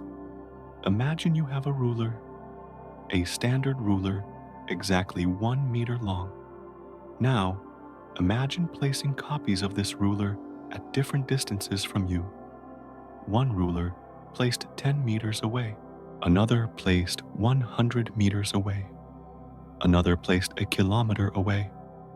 When you look at them, they appear different sizes. The close one looks large, the distant one looks small, but you know they're all actually 1 meter long. So by measuring how large they appear, you can calculate how far away they are. Basic geometry, the 490 million light-year scale from baryon acoustic oscillations works the same way. It's a standard ruler built into the universe. Everywhere in the cosmos, the distribution of galaxies carries this characteristic scale, a slight enhancement in the probability of finding galaxies separated by about 490 million light years compared to other separations. It's subtle, requiring statistical analysis of hundreds of thousands of galaxies to detect, but it's there. Astronomers call this signal baryon acoustic oscillations, BAO for short. Baryons are ordinary matter particles, like protons and neutrons. Acoustic oscillations are the sound waves. The name describes exactly what created this cosmic ruler, sound waves in ordinary matter during the universe's first few 100,000 years. To use this ruler, scientists map the three-dimensional positions of galaxies across vast volumes of space. They measure each galaxy's distance using redshift and its position on the sky. Then they analyze the statistical pattern of how galaxies cluster. At most separations, the clustering looks random, following a smooth probability distribution. But at around 490 million light years, there's a bump, a slight excess in the number of galaxy pairs separated by that distance. That bump is the BAO signal, the fossil sound wave from the infant universe. By measuring the apparent size of this bump at different distances, astronomers can map how the universe has expanded over time. If a galaxy sample is relatively nearby, the BAO scale appears larger on the sky. If the sample is distant, the scale appears smaller. The relationship between apparent size and distance depends on the expansion history of the universe. By comparing measurements at multiple distances, scientists can reconstruct how fast the universe has been expanding at different epochs. This is where the void reveals itself. When astronomers measure the BAO scale using galaxies near us, within about 1 billion light years, they find something strange. The pattern is distorted. The ruler looks bent. The characteristic 490 million light year scale doesn't appear at quite the angular size it should given the distances involved. It's as if you placed your 1 meter rulers at measured distances, but when you looked at them, their apparent sizes didn't match what geometry predicts. The ruler 10 meters away looks slightly larger than it should. The one at 100 meters looks slightly larger as well. Something about the space between you and those rulers is different from normal space. The light traveling from the rulers to your eyes is being affected by some intervening structure. That's what's happening with BAO measurements inside the void. The pattern is distorted because the galaxies are moving, not just expanding away due to cosmic expansion, but also flowing outward from the void due to the gravitational imbalance we discussed earlier. This peculiar velocity adds to the redshift, making galaxies appear slightly farther away than they actually are. When scientists try to measure the BAO scale, this motion contamination shows up as a distortion in the pattern. But here's what's remarkable. When astronomers measure galaxies farther away, beyond about 2 billion light years, outside the void's boundary, the BAO pattern returns to normal. The ruler straightens out. The characteristic scale appears at exactly the size predicted by standard cosmology, with no distortions. The transition is sharp. Inside roughly 2 billion light years, distorted pattern. Beyond 2 billion light years, normal pattern. The boundary of the void reveals itself clearly in the BAO data, like a shoreline appearing on a map. On one side, the ocean. On the other side, land. The BAO measurements draw that boundary with precision. This is powerful confirmation of the void's existence. Because here's the key, the BAO technique doesn't know anything about voids ahead of time. It's just measuring the statistical clustering of galaxies and comparing that to predictions based on the sound horizon from the early universe. It's not looking for voids. It's not assuming voids exist. It's just measuring distances and patterns. Yet the anomaly it finds, the distortion in the BAO pattern, appears exactly where the void hypothesis predicts it should. The distortion extends to about 2 billion light years in all directions. The magnitude of the distortion matches what you'd expect from a region with 20% less matter, generating peculiar velocities of several hundred kilometers per second. The transition from distorted to normal occurs at the predicted boundary. This is what scientists call independent confirmation. Multiple different techniques, counting galaxies, measuring their velocities, analyzing clustering patterns, comparing to BAO predictions, all pointing to the same conclusion. There's a large underdense region surrounding us roughly 2 billion light years across, affecting our measurements in predictable ways. The void isn't a hypothesis anymore. It's not speculation. It's not a controversial interpretation of ambiguous data. It's there, mapped, measured, confirmed by multiple independent methods. The BAO data alone would be enough to prove its existence. Even if we didn't have galaxy counts, even if we didn't have velocity measurements, even if we didn't have any other evidence. Major surveys have spent years collecting this data. The Sloan Digital Sky Survey mapped hundreds of thousands of galaxies across a significant fraction of the sky. The baryon oscillation Spectroscopic survey extended this to greater distances and depths. More recent projects, like the Dark Energy Spectroscopic Instrument, DESI, are measuring tens of millions of galaxies with unprecedented precision. Each new survey refines the map, sharpens the boundary, measures the void's properties more accurately. The error bars shrink, the uncertainty decreases. Within a few more years, astronomers will know the void's size, depth, and shape. To within a few percent accuracy, they'll map its internal structure, the distribution of matter within it, the velocity field, the density profile from center to edge. But we already know enough. We know we're in it. We know it's large. We know it's affecting our measurements. The BAO measurements remove any remaining doubt. We are listening to echoes from the universe's childhood, sound waves from 13.8 billion years ago, frozen into the architecture of space itself. And those echoes are telling us something we didn't want to hear. You are inside a hole. I can measure it. I know where it is. I know how large it is. And you cannot hide from this fact. The ruler built from ancient sound has revealed our position. We are not in a typical region of the cosmos. We are in the outskirts, in the borderlands of a vast emptiness. And every measurement we've made from this location carries the fingerprint of that emptiness, whether we recognized it or not.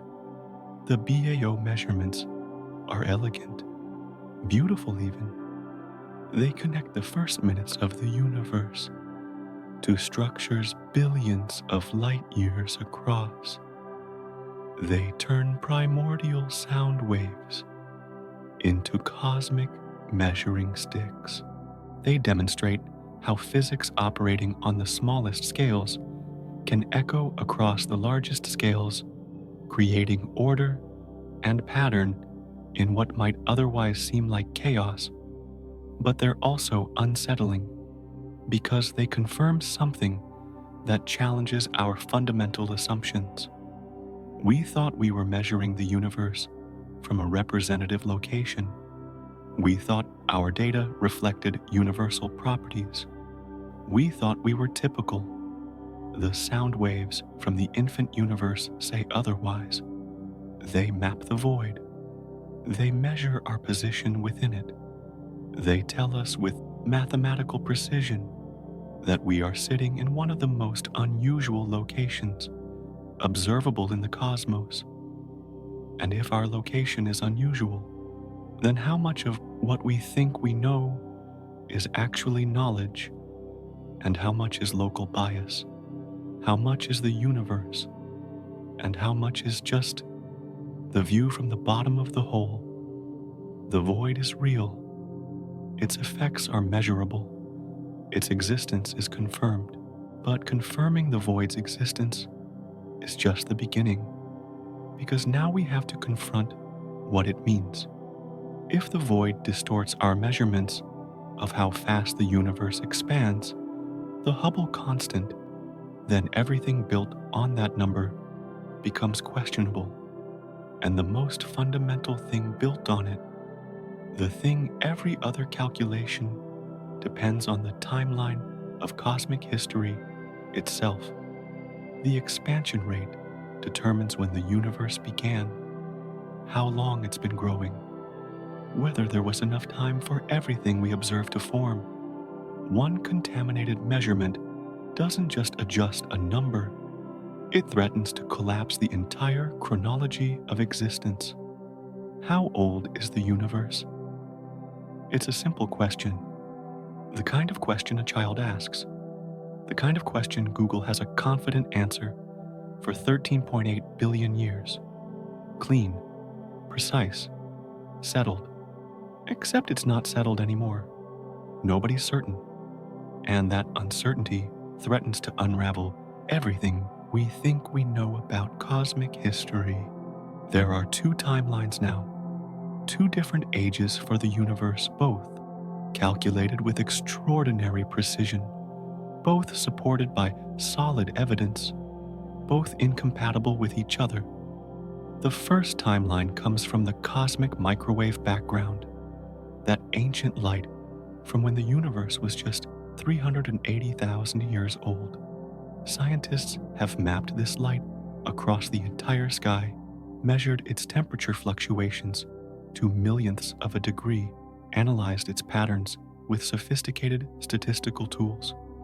They feed this data into models of cosmic evolution based on our best understanding of physics.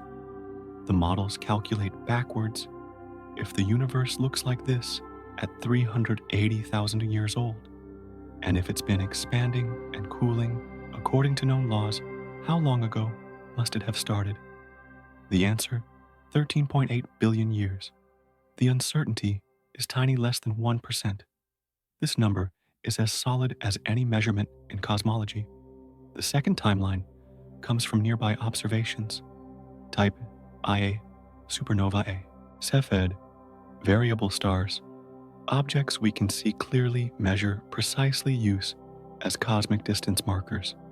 By mapping how fast these objects are moving away from us at various distances, astronomers calculate the current expansion rate, the Hubble constant. If the universe is expanding at 73 kilometers per second per megaparsec, as these local measurements indicate, then working backwards tells us when the expansion began. The answer, 12.7 billion years, 1.1 billion years younger.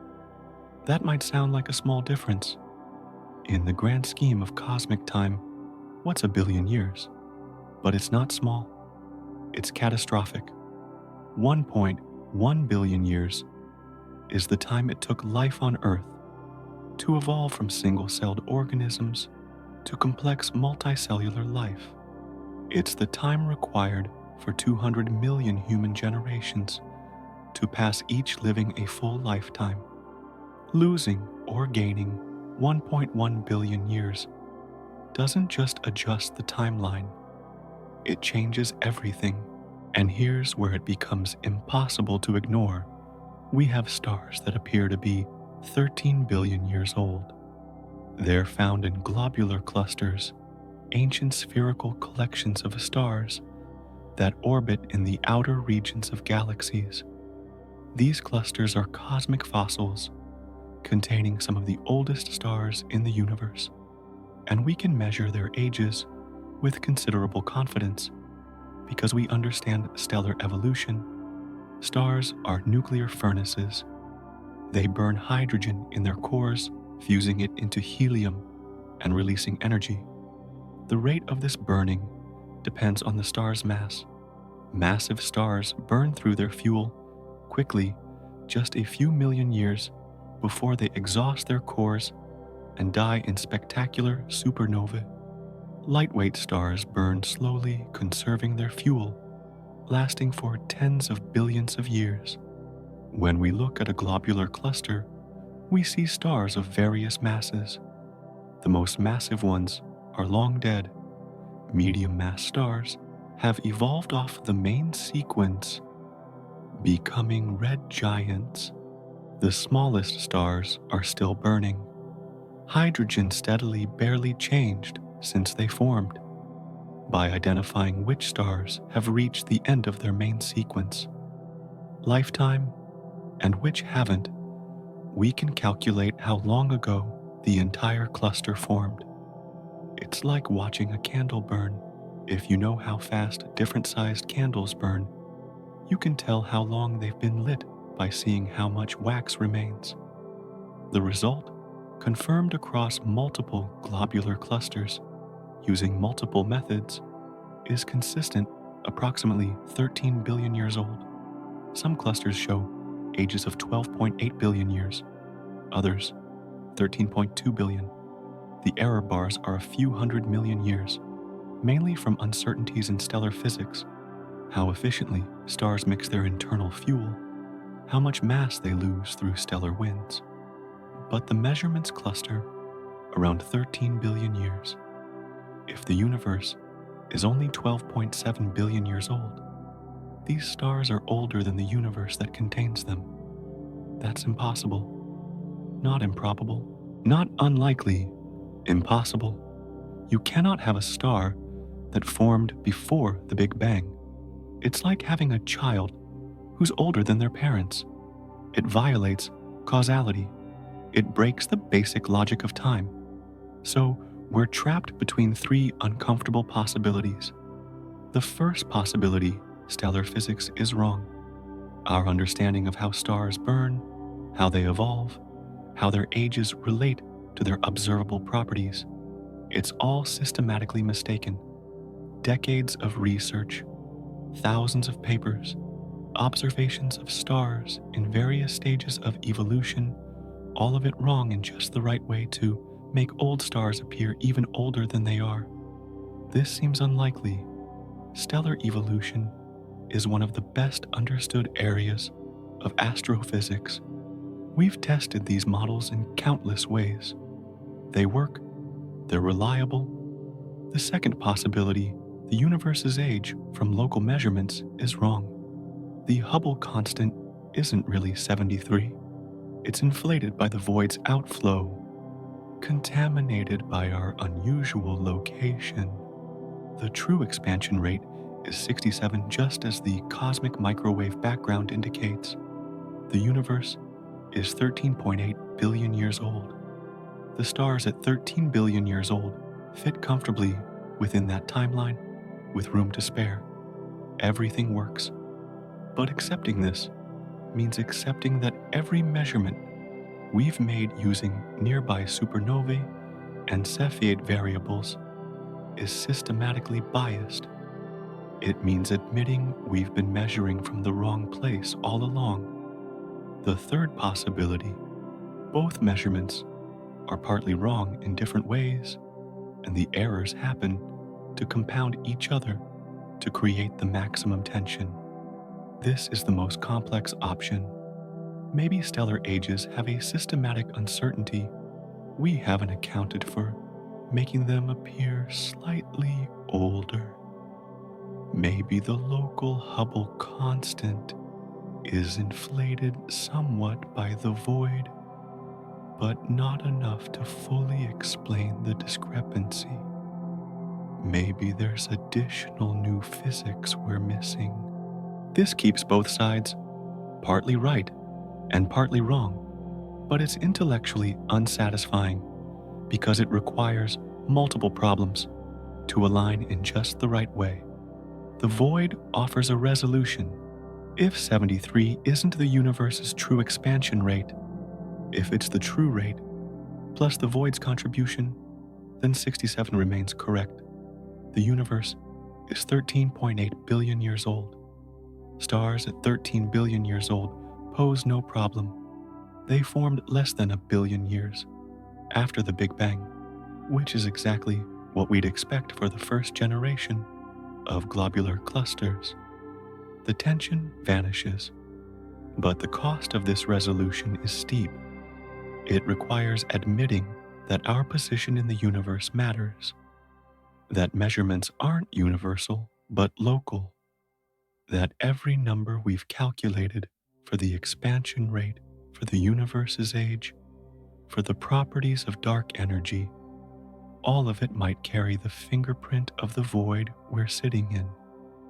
Time, the thing we thought was absolute, now depends on where you're standing. Not in Einstein's relativistic sense, time dilation from high velocities or strong gravity, but in a cosmological sense. The apparent age of the universe depends on your location within it. From inside the void, measuring with local objects, the universe appears younger.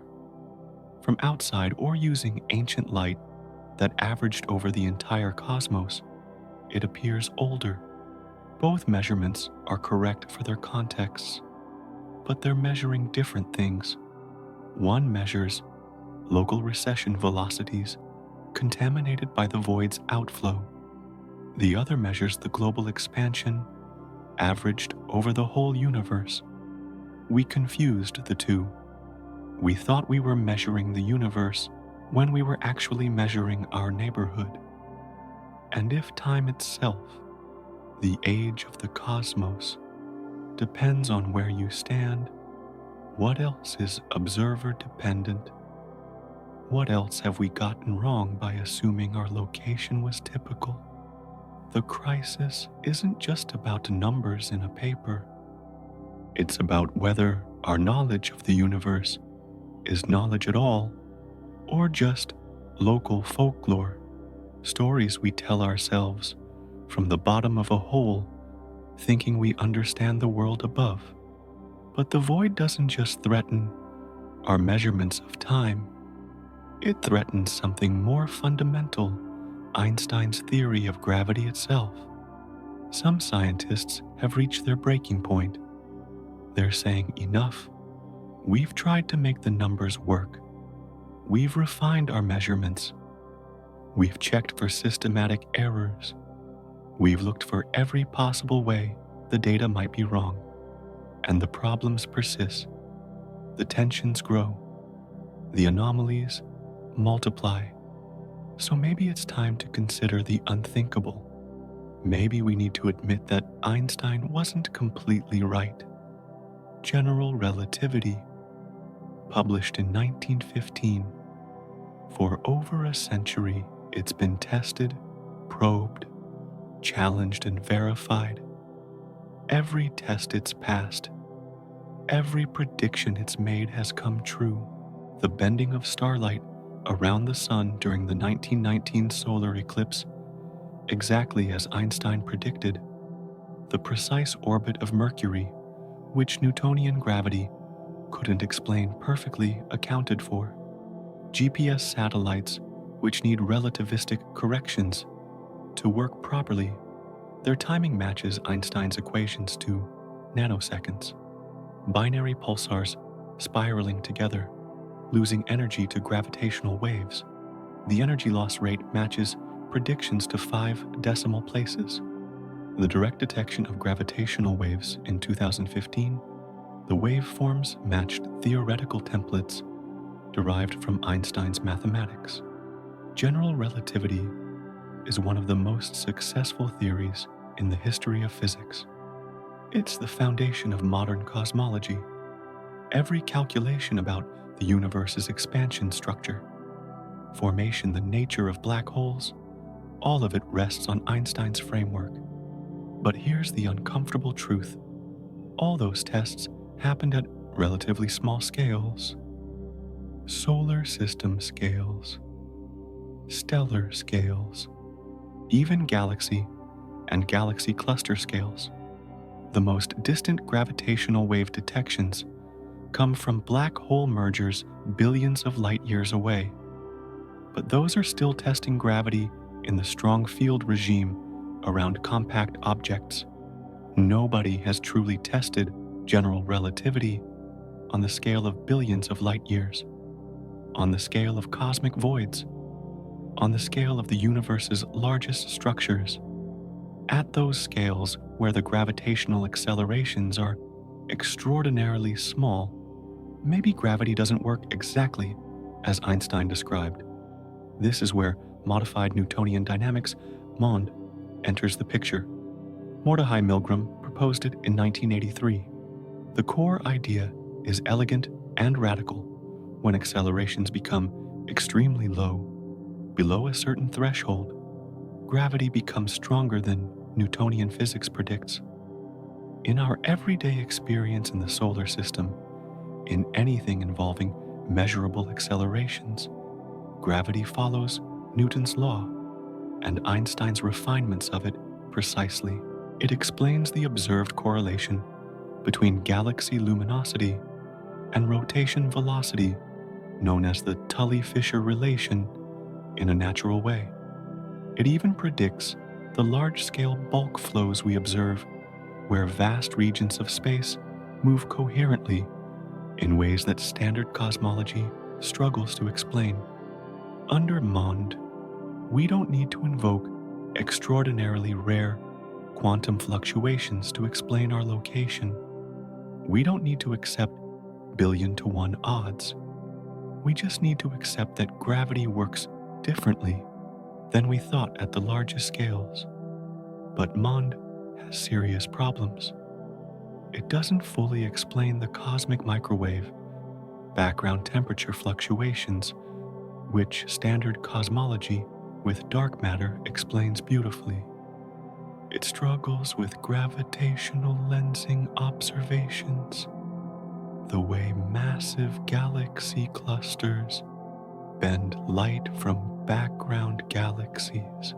The amount of lensing observed requires more gravitating mass than a MOND's enhanced gravity alone can provide, suggesting dark matter is still needed, just less of it.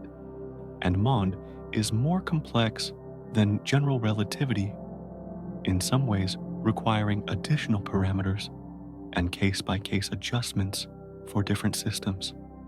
Occam's razor, the principle that simpler explanations are usually correct cuts against MOND. Other modified gravity theories have been proposed. FR gravity, which modifies Einstein's equations by adding higher-order curvature terms. Scalar tensor theories, which add extra fields that couple to gravity. Theories involving extra spatial dimensions, where gravity can leak into dimensions we can't directly access, making it appear weaker in our three-dimensional world. Each theory solves some problems while creating new ones. Each requires extensive mathematical development and careful comparison with observations. None has achieved the elegant simplicity and comprehensive success of general relativity. This leaves cosmologists facing a philosophical dilemma with no comfortable resolution. Option A, keep Einstein. Accept general relativity as correct on all scales. Accept the standard cosmological model. But then you must accept that we live in an extraordinarily rare location, a 10 sigma statistical outlier, and our measurements are systematically biased by that unusual position. This violates the spirit of the cosmological principle. It makes humans special again, in a way that centuries of science have tried to eliminate. It feels like giving up on finding a deeper explanation. Option B, modify Einstein. Admit that general relativity, for all its success, is incomplete. Accept that gravity works differently on the largest scales. Revise the equations that have been so successful for a century. But then you must rewrite vast swaths of modern physics. Textbooks need updating. Theoretical frameworks need rebuilding. 100 years of work based on Einstein's foundation becomes questionable, and you must explain why general relativity works so perfectly everywhere it's been tested, yet fails at exactly the scales we haven't tested thoroughly. Neither option is comfortable. Option A requires accepting cosmic bad luck on a scale that makes scientists queasy. Option B requires dismantling one of physics' greatest achievements and replacing it with something more complex and less tested. The scientific community is divided. The progressives argue, look at the evidence, too many anomalies. The Hubble tension, the void, the bulk flows, the unexpectedly large structures. Something is wrong with the theory. We need to be brave enough to revise it. The conservatives counter Einstein has been right for a century. Every careful test confirms general relativity. Rare events happen. Statistical outliers exist. We shouldn't abandon a successful theory because we found ourselves in an unusual location. We should gather more data, refine our measurements, and trust the mathematics. The debates are fierce. Conferences feature heated exchanges. Papers criticize competing approaches. Young researchers must choose which camp to join Knowing their career prospects may depend on which side ultimately proves correct. What we need to resolve this is clear better observations at greater distances and higher precision. We need to test gravity directly on billion light-year scales. We need to find more supervoids if they exist and determine their statistical frequency. If large voids like the KBC turn out to be rare, appearing in only 1 in 1,000 galaxy surveys, then Einstein was right, and we got unlucky. If they're more common, showing up in 10 or 20% of surveys, then we need modified gravity to explain why structure formation produces them so readily. The next generation of telescopes and surveys will provide these answers. The Vera Rubin Observatory, the Euclid Space Telescope, the Roman Space Telescope, all of them mapping vast volumes of the universe, cataloging millions of galaxies, measuring structures across billions of light years. Within a decade, we'll know Einstein has sat atop the mountain for 100 years. Nobody could climb higher.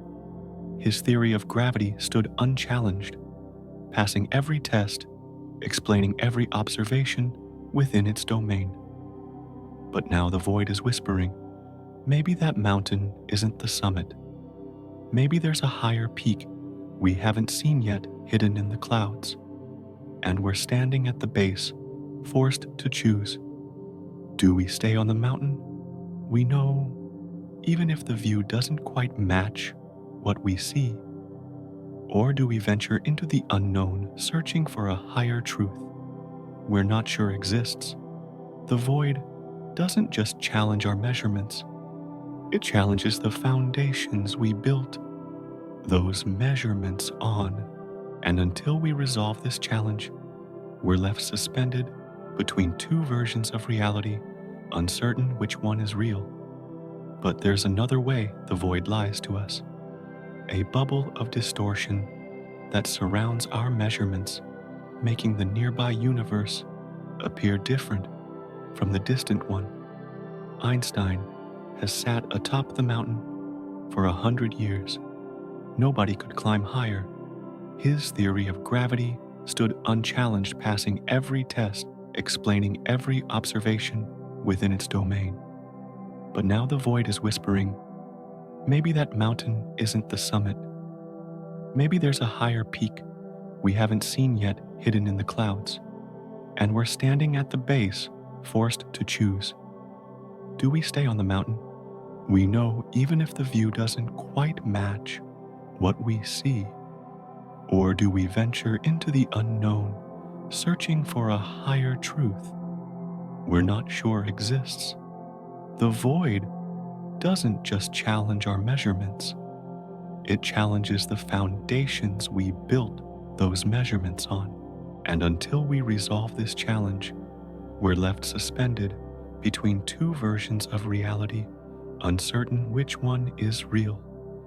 But there's another way the void deceives us, a pattern that emerges when you measure the expansion rate at different distances, a bubble of distortion that surrounds our measurements, making the nearby universe appear fundamentally different from the distant one.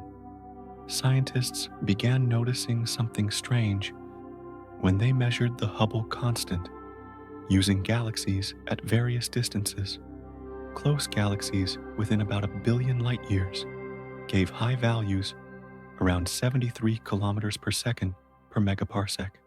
At intermediate distances, 1 to 2 billion light years, the values started dropping.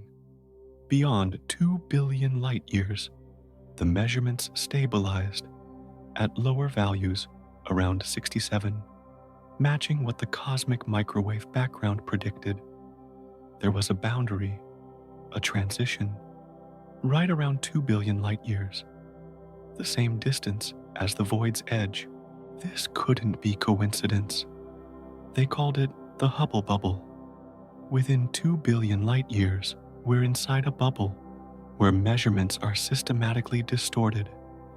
Beyond that boundary, we're seeing the real universe with its true expansion rate. Everything we've measured locally, everything we thought we knew about how fast space expands, reflects conditions inside the bubble, not universal properties. Think of it this way. Imagine you've lived your entire life inside a heated room.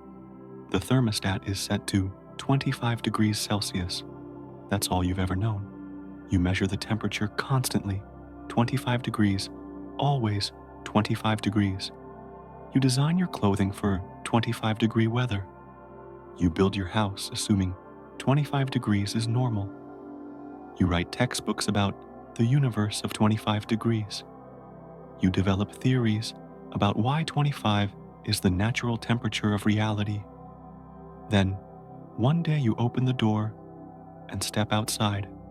The thermometer reads 10 degrees Celsius. The actual world is much colder than the room you've been living in. Your measurements weren't wrong. It really was 25 degrees inside. But those measurements didn't represent the world. They represented your local environment.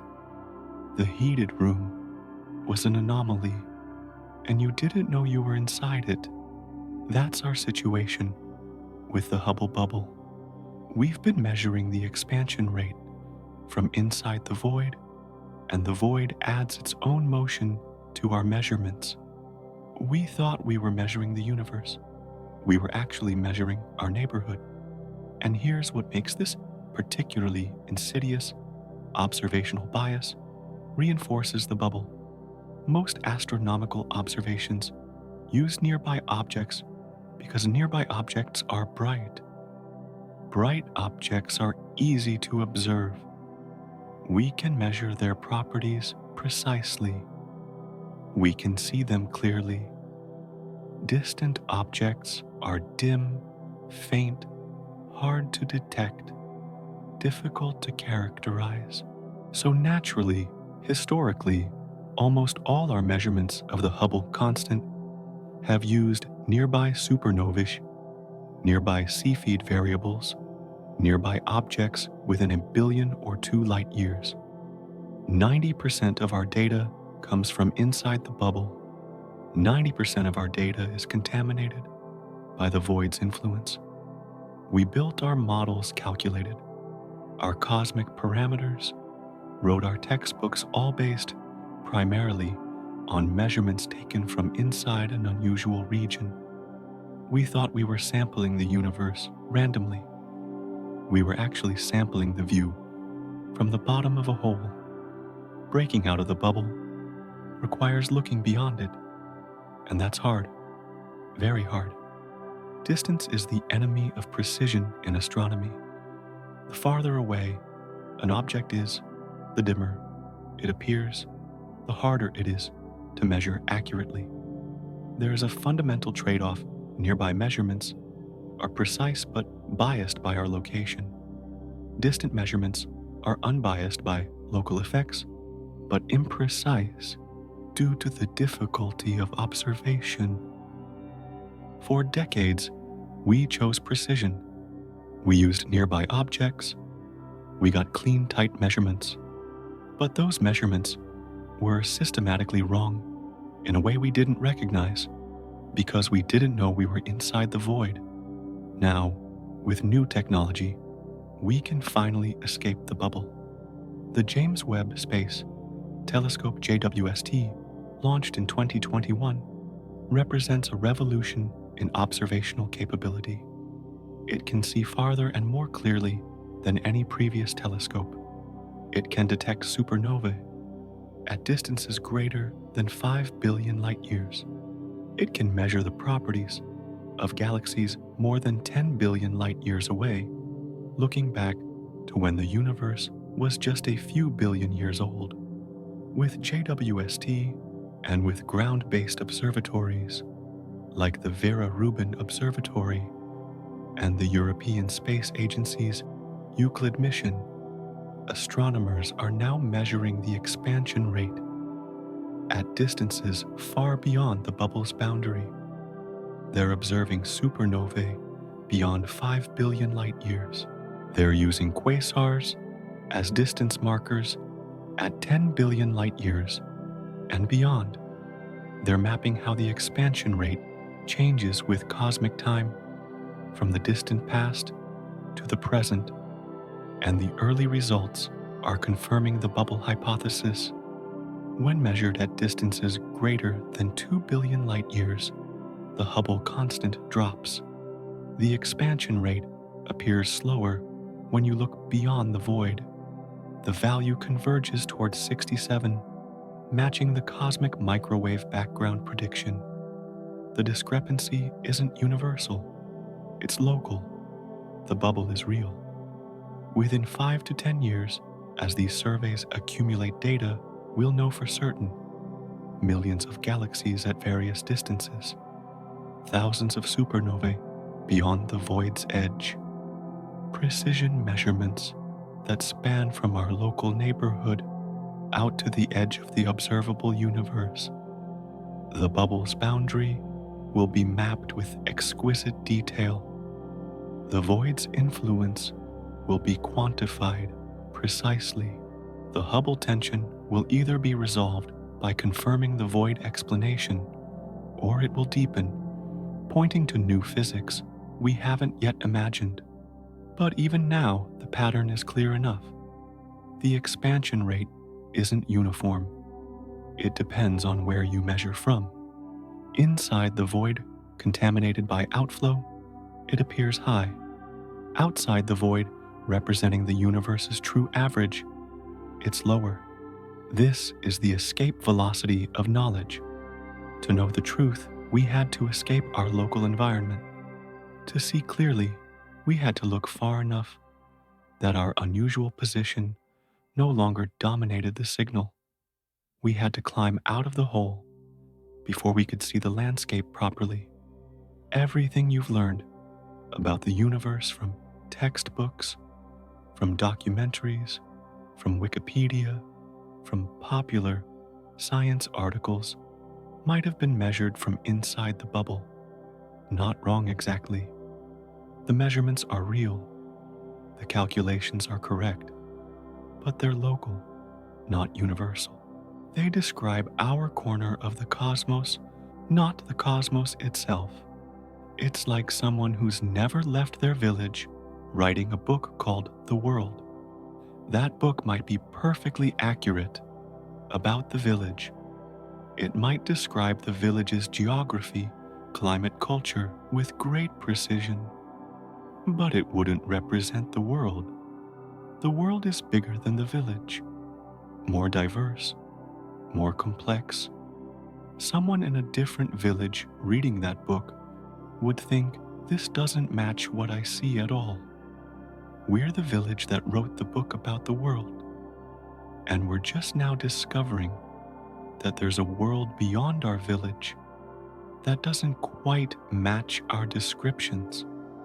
The Hubble bubble isn't just a technical problem about measurement precision. It's a philosophical crisis about the nature of knowledge. Can we ever truly know the universe if we can only observe it from one location? If every observer is trapped in their own bubble, seeing a distorted view shaped by their environment, is there such a thing as objective cosmic knowledge? The ancient Greeks worried about this. They asked, how do we know our senses aren't deceiving us? How do we know the shadows on the cave wall represent reality? Modern cosmology thought it had escaped this problem. We thought our telescopes showed us the universe as it truly is. We thought our measurements were universal. The void says otherwise. It says you're still in the cave. The shadows are still just shadows. Your measurements reflect your position more than they reflect reality. To see truth, you must first understand your own bias. And that bias is geometric, physical, measurable. It's the hole you're standing in. But the bubble's deception is nothing compared to what the void promises for the future. Because the void isn't static, it's growing, and its growth reveals the ultimate fate of the entire cosmos. The void is expanding. Right now, as you read these words, it's growing larger. Every second, thousands of kilometers wider. Every year, millions of light years more expansive. And it will never stop. It cannot stop. The physics governing its expansion is relentless, and there's no mechanism that can reverse it. This isn't just about our local void, it's about the future of the entire universe. Because what's happening in the KBC void is happening everywhere, just at different rates. Dark energy is winning, not just here, but across the cosmos. And the void, our void, represents what the entire universe will eventually become. Dark energy dominates where matter is sparse. As the universe continues expanding, matter will become increasingly sparse everywhere. Galaxies will drift farther apart. The average density of matter will drop. And as density drops, dark energy's influence will grow stronger, accelerating the expansion even more. It's a runaway process that once started feeds on itself eternally. Voids are the future made present. They show us what awaits the entire cosmos, billions and trillions of years from now. And it's a future of increasing isolation, deepening darkness, ultimate loneliness. Let me walk you through the timeline. 4 billion years from now, something spectacular will happen in our local region. The Milky Way and Andromeda galaxies will collide. It will be a slow-motion catastrophe, beautiful and violent, unfolding over hundreds of millions of years.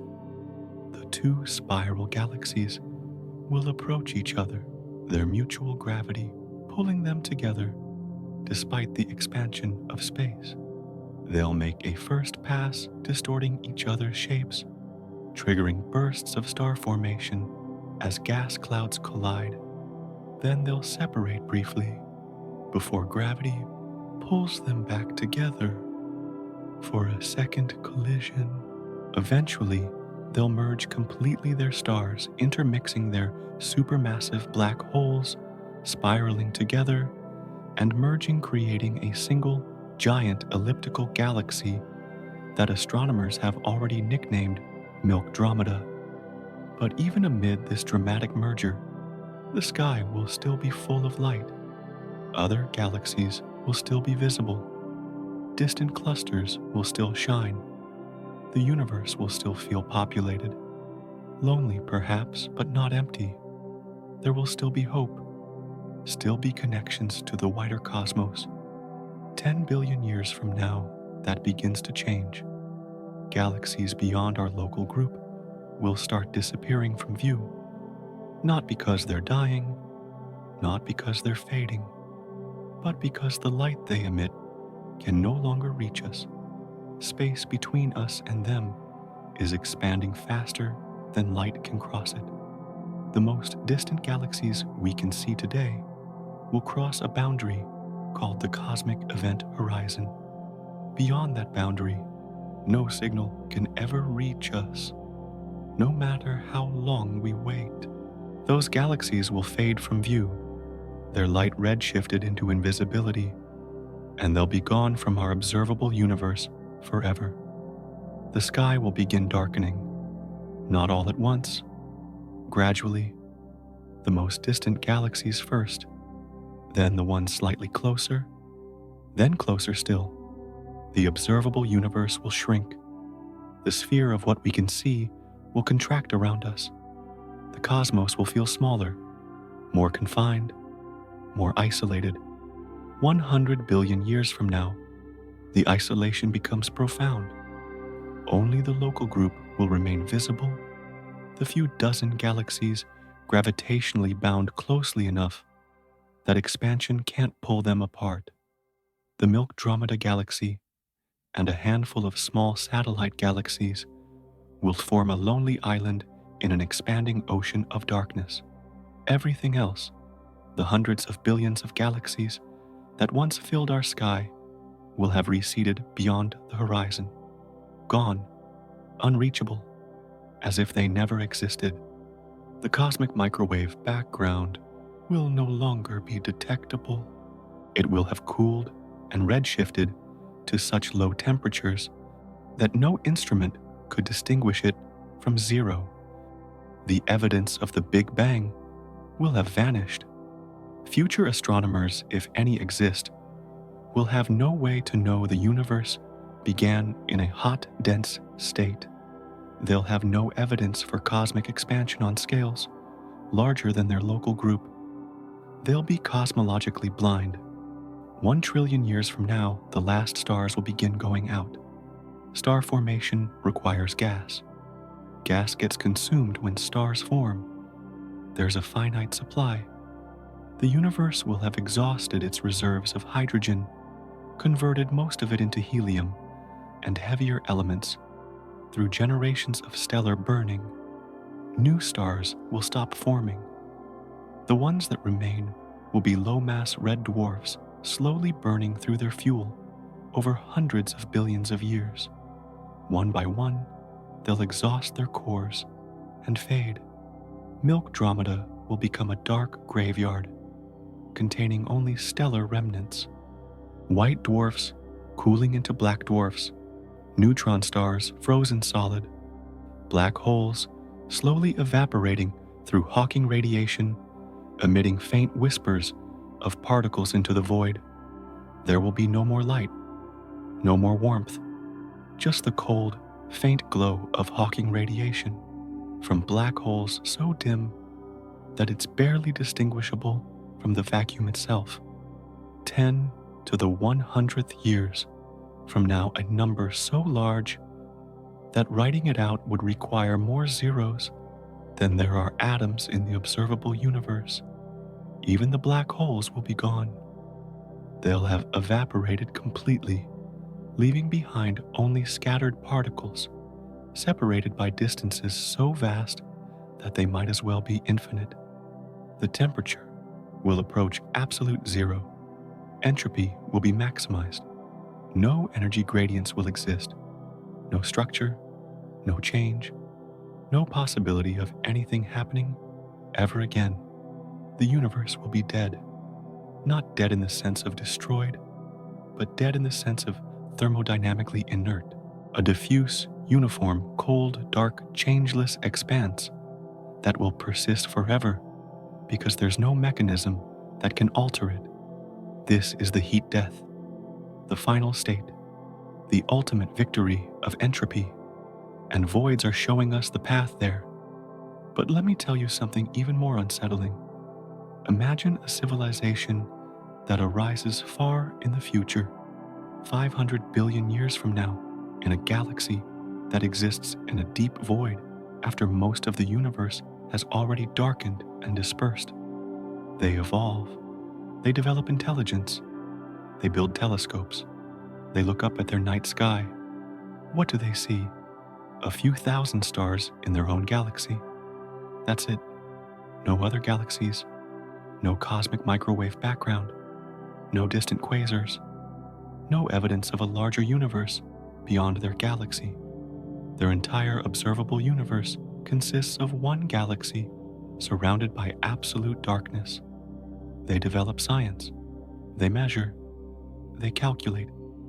Based on what they observe, they conclude the universe is static, eternal, unchanging.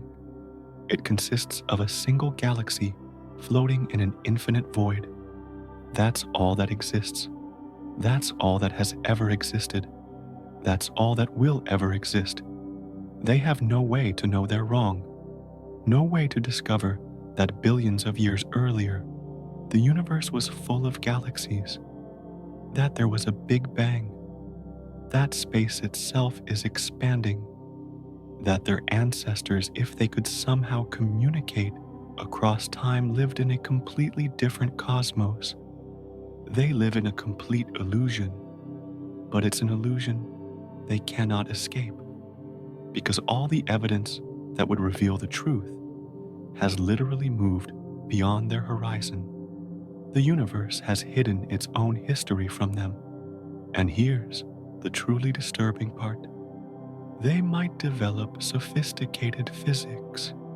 They might discover quantum mechanics and relativity. They might understand particle physics and nuclear fusion. Their understanding of local physical laws might be perfect, but their cosmology, their understanding of the universe as a whole, would be completely fundamentally wrong, and they'd have no way to know it. We are fortunate. We exist in a golden age. The universe is young enough that structure still exists. Distant galaxies are still visible. The cosmic microwave background is still warm enough to detect. We can see the evidence of the Big Bang. We can trace cosmic history. We can measure the expansion. We can know the truth about where we came from and where we're going. Civilizations that arise trillions of years in the future won't have that privilege. They'll inherit a universe already deep in its decline, with most of its information content erased by expansion entropy and time. They'll be cosmologically impoverished, unable to see the larger reality they're embedded in. Look up at the night sky tonight. Those stars you see, those distant galaxies, if you have a telescope. The faint glow of the Milky Way, stretching across the sky. All of it has an expiration date, not because those objects will die, though many will, but because they'll drift away into darkness, carried by the expansion of space to distances so great that their light will never reach Earth again, and beings who live billions of years from now will never know those galaxies existed. They'll never see them, never detect them, never imagine them. The universe we can see will have vanished from their view, erased, not by destruction, but by distance and time. We are lucky to live in an epoch when the universe still reveals itself, when evidence of cosmic history still exists, when we can still observe and measure and know. That privilege is temporary. The universe is already beginning to hide itself. The void is already claiming territory. Dark energy is already winning. And one day in the incomprehensibly distant future, the last light will fade. The last structure will dissolve. The last gradient will equilibrate, and the cosmos will settle into eternal, unchanging darkness. The void isn't an anomaly. It's a preview, a glimpse of what awaits, and we're living inside it, measuring a universe that's already beginning its long, slow fade into nothing. But even now, in this precious moment, when truth is still visible, one final question haunts us. Are we alone in this void? Or are there others, other civilizations, other observers trapped in similar bubbles, asking the same questions we are? If we live inside a cosmic void, if 90% of the universe's volume consists of these empty regions, then the mathematics suggests something profound. If life can arise in voids at all, then most life in the universe probably exists in voids.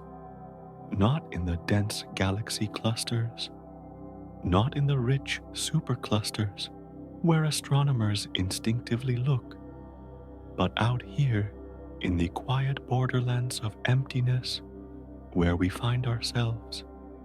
There are arguments on both sides. The case for voids as cradles of life is compelling in its way.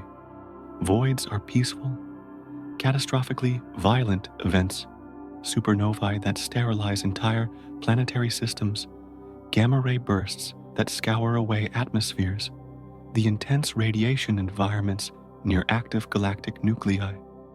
These are rare in voids. Galaxies evolve slowly here, undisturbed by mergers, unperturbed by tidal forces from neighbors. There's time, billions upon billions of years of uninterrupted time for chemistry to become biology, for biology to become complexity, for complexity to become consciousness. Perhaps that stability, that patience, is exactly what life requires. Not the chaos of dense regions, but the quiet consistency of isolation. But the counter-argument is equally strong. Voids are chemically poor. Their galaxies have produced fewer generations of stars, forged fewer heavy elements, carbon, oxygen, nitrogen, iron, the building blocks of life as we know it. The raw materials for rocky planets and complex chemistry exist in lower abundances here, perhaps too low, perhaps insufficient for the intricate molecular machinery that life requires, and isolation cuts both ways. If panspermia plays any role in spreading life between star systems, void galaxies are too far apart for such transfer. Each galaxy would need to develop life independently, with no help from neighbors, no exchange of organic molecules carried on meteors between nearby systems. The voids are dim too. Fewer stars means less energy radiating into space, fewer opportunities for planets to form inhabitable zones around stable suns. The night sky of a planet in a void galaxy would be sparse dark, punctuated by scattered stars, but lacking the dense brilliance of a galaxy in a rich cluster. It would feel emptier, more alone. So we don't know. The question remains open. Are voids good for life or hostile to it? But if other civilizations do exist in voids, and the sheer volume of void space suggests some must, if the universe is truly full of life, then they face the same problems we do. Their measurements would be contaminated by their void's outflow. Their calculations of the expansion rate would be skewed by their local environment. They would discover their own version of the Hubble tension, their own discrepancy between local and distant measurements. They would ask themselves, are we in a special location? Does the cosmological principle hold, or are we somehow unusual? They would have the same debates we're having, the same arguments between those who accept rare luck and those who prefer modified physics. The same philosophical crisis about knowledge and position and bias. Somewhere out there in another void, perhaps billions of light years away, astronomers might be pointing their telescopes at the sky measuring galaxy velocities, discovering that their numbers don't match the predictions, and wondering, just as we are, whether the universe is lying to them. And if we ever received a signal from them, a transmission from another civilization, clear and deliberate and unmistakable, what would be the first question we'd ask? Not, who are you? Not, what do you know? But where are you? Are you in a void too? Do your measurements match ours? Or do you see a different universe when you look up at your sky? Because that's what this comes down to. Not just the search for life, but the search for confirmation that we're not uniquely cursed by our position, that we're not alone in our cosmic exile, that somewhere else other beings are standing at the bottom of their own hole, looking up, seeing distortions and questioning everything they thought they understood. Perhaps SETI, the search for extraterrestrial intelligence, should focus on void galaxies, not the bright, dense regions where activity is high and chaos reigns, but the quiet outskirts where galaxies evolve slowly and civilizations, if they exist, might persist for billions of years undisturbed, where there's time for technology to advance, for cultures to mature, for species to look outward and wonder if anyone else is out there asking the same questions.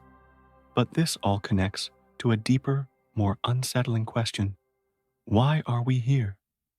Why did we, humanity, Earth, our solar system, our galaxy, end up in one of the rarest structures that should exist in the observable universe? The anthropic principle offers one answer, though it's an answer that feels circular, unsatisfying. The weak anthropic principle says observers can only exist in locations where conditions permit observation. If voids are, despite their challenges, actually good places for life to develop, stable, peaceful, patient, then most observers would naturally find themselves in voids, not because voids are common, but because that's where observers can exist. We're here because we couldn't be anywhere else. The strong anthropic principle goes further, suggesting the universe is somehow fine-tuned to produce observers, and structures like voids are part of that design. But this veers uncomfortably close to teleology, to purpose and intention concepts that science has spent centuries trying to eliminate from physical explanations. Or maybe there's no reason at all. Maybe it's just luck. 1 in a billion trillion luck. The quantum fluctuation that seeded our void happened to be unusually large. We happened to evolve here. And now, we're left trying to make sense of our improbable position, searching for meaning in what might be pure chance. But here's what really keeps me awake. We define ourselves by where we stand. Our identity as a species, as a civilization, as conscious beings, is shaped by our observations of the cosmos around us. We look up, we measure, we calculate, and from those measurements, we construct our understanding of reality and our place within it. But if our place is anomalous, if everything we see is distorted by our location at the bottom of a hole, then who are we really? Are we children of a typical universe whose observations reflect cosmic truth? Or are we outcasts of a cosmic accident, forever doomed to see reality through a warped lens? The void doesn't just challenge our physics, it challenges our identity. In 2013, 3 scientists confirmed something that most people still don't know. We live inside a hole, a void in space 2 billion light years across, where matter is 20% thinner than it should be, where the expansion of the universe appears faster than anywhere else, where our measurements of reality itself are distorted by our unusual position. This is not a metaphor. This is not speculation. This is observation. The void is real. Its effects are measurable. Its existence is confirmed by multiple independent techniques: galaxy counts, velocity measurements, baryon, acoustic oscillations. It explains the Hubble tension, the discrepancy between local and distant measurements of cosmic expansion that has plagued cosmology for years. It challenges the cosmological principle, the assumption that our location is typical, and it forces us to question everything we thought we knew about the universe's age, its expansion rate, and the reliability of our observations. But we still don't know why. Why does the void exist? How did such a rare structure form? Was it a random quantum fluctuation stretched to cosmic scale? During inflation, a 1 in a billion trillion accident? Or is there something about the physics of the early universe that we fundamentally misunderstand? Do we need to revise Einstein's theory of gravity to make such structures less rare? Or do we simply accept that we won the cosmic lottery, for better or worse, and find ourselves in one of the universe's most unusual locations? We don't know if there are other civilizations and other voids facing the same crisis of measurement and meaning. We don't know if intelligent life preferentially arises in these quiet, stable, isolated regions, or if life flourishes best in the dense, chaotic, metal-rich clusters we instinctively consider more favorable. What we do know is this. Right now, as you read these final words, you're moving, falling really, moving at 600,000 miles per hour, away from the local void toward denser structures billions of light years away. The universe is expanding around you. Space itself is stretching. The void is growing larger with every passing second. Time itself may be flowing at a different rate here than in distant galaxies, though the differences are too subtle for us to detect directly, and you feel none of it. You sit still, you read, you exist in what seems like a stable, unmoving reality. But you're not still. You're falling through a cosmic hole that nobody warned you about until now.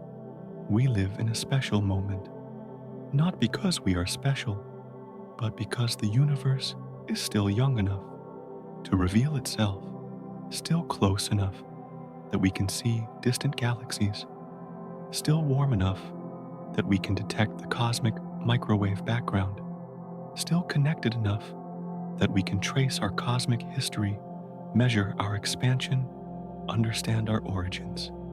Billions of years from now, that privilege will be gone. The darkness will win. The voids will consume everything. Future civilizations, if any exist, will inherit a universe that has hidden its own past, where most evidence of the Big Bang has been erased by distance and time, where cosmological ignorance is enforced by the structure of spacetime itself. But we are here now. We can still see. We can still know. We can still ask questions and hope for answers. So, what do we do with this knowledge? Knowing that we're in a hole, knowing that our measurements might be biased, knowing that our position is anomalous, and our observations might not represent universal truth. Perhaps the answer isn't despair. Perhaps it's humility. Humility to acknowledge that we don't know as much as we thought we did. Humility to accept that position matters, that location shapes observation, that perspective determines truth in ways we're only beginning to understand. Humility to recognize that the universe is larger and stranger than any model we can build, and our corner of it, however much we study it, remains just a corner. And perhaps that's the greatest lesson, not about the void, not about cosmology or dark energy or modified gravity, but about us, about the limits of knowledge, about the importance of questioning our assumptions, about the danger of confusing local observation with universal truth. We are cosmic castaways, lost in a desert of space we can barely comprehend, measuring a universe that may not be what it appears, seeing reality through a lens, distorted by the very structure we inhabit. But we keep looking, we keep measuring, we keep asking, we keep searching for truth, even when truth seems impossibly distant. And in this enormous void, in this growing darkness, in this loneliness at cosmic scale, perhaps we are not truly alone, because somewhere in another void, another civilization is looking up at their sky and asking the same questions, wondering why their measurements don't match, questioning whether their location is special, searching for signals from beyond their horizon, hoping that somewhere out there, someone else is asking the same things they are.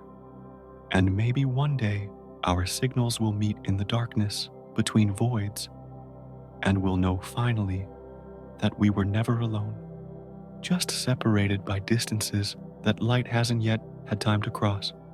And that is hope, not certainty, not comfort, but hope. Remember this. Right now, as you finish these final words, you are falling, moving, drifting through a cosmic hole that nobody told you about. But now you know. And knowing changes everything. Not the reality itself, but how you see it, how you understand your place within it, how you recognize that truth depends on perspective, and perspective depends on position, and position is the one thing we cannot choose. Welcome to the void. We're here together, and together we'll keep searching for truth, even from the bottom of this hole, even with distorted measurements, even knowing we might never see the universe as it truly is. Because that search, that stubborn, humble, endless search for understanding is what makes us human, and no void, no matter how vast, can take that away.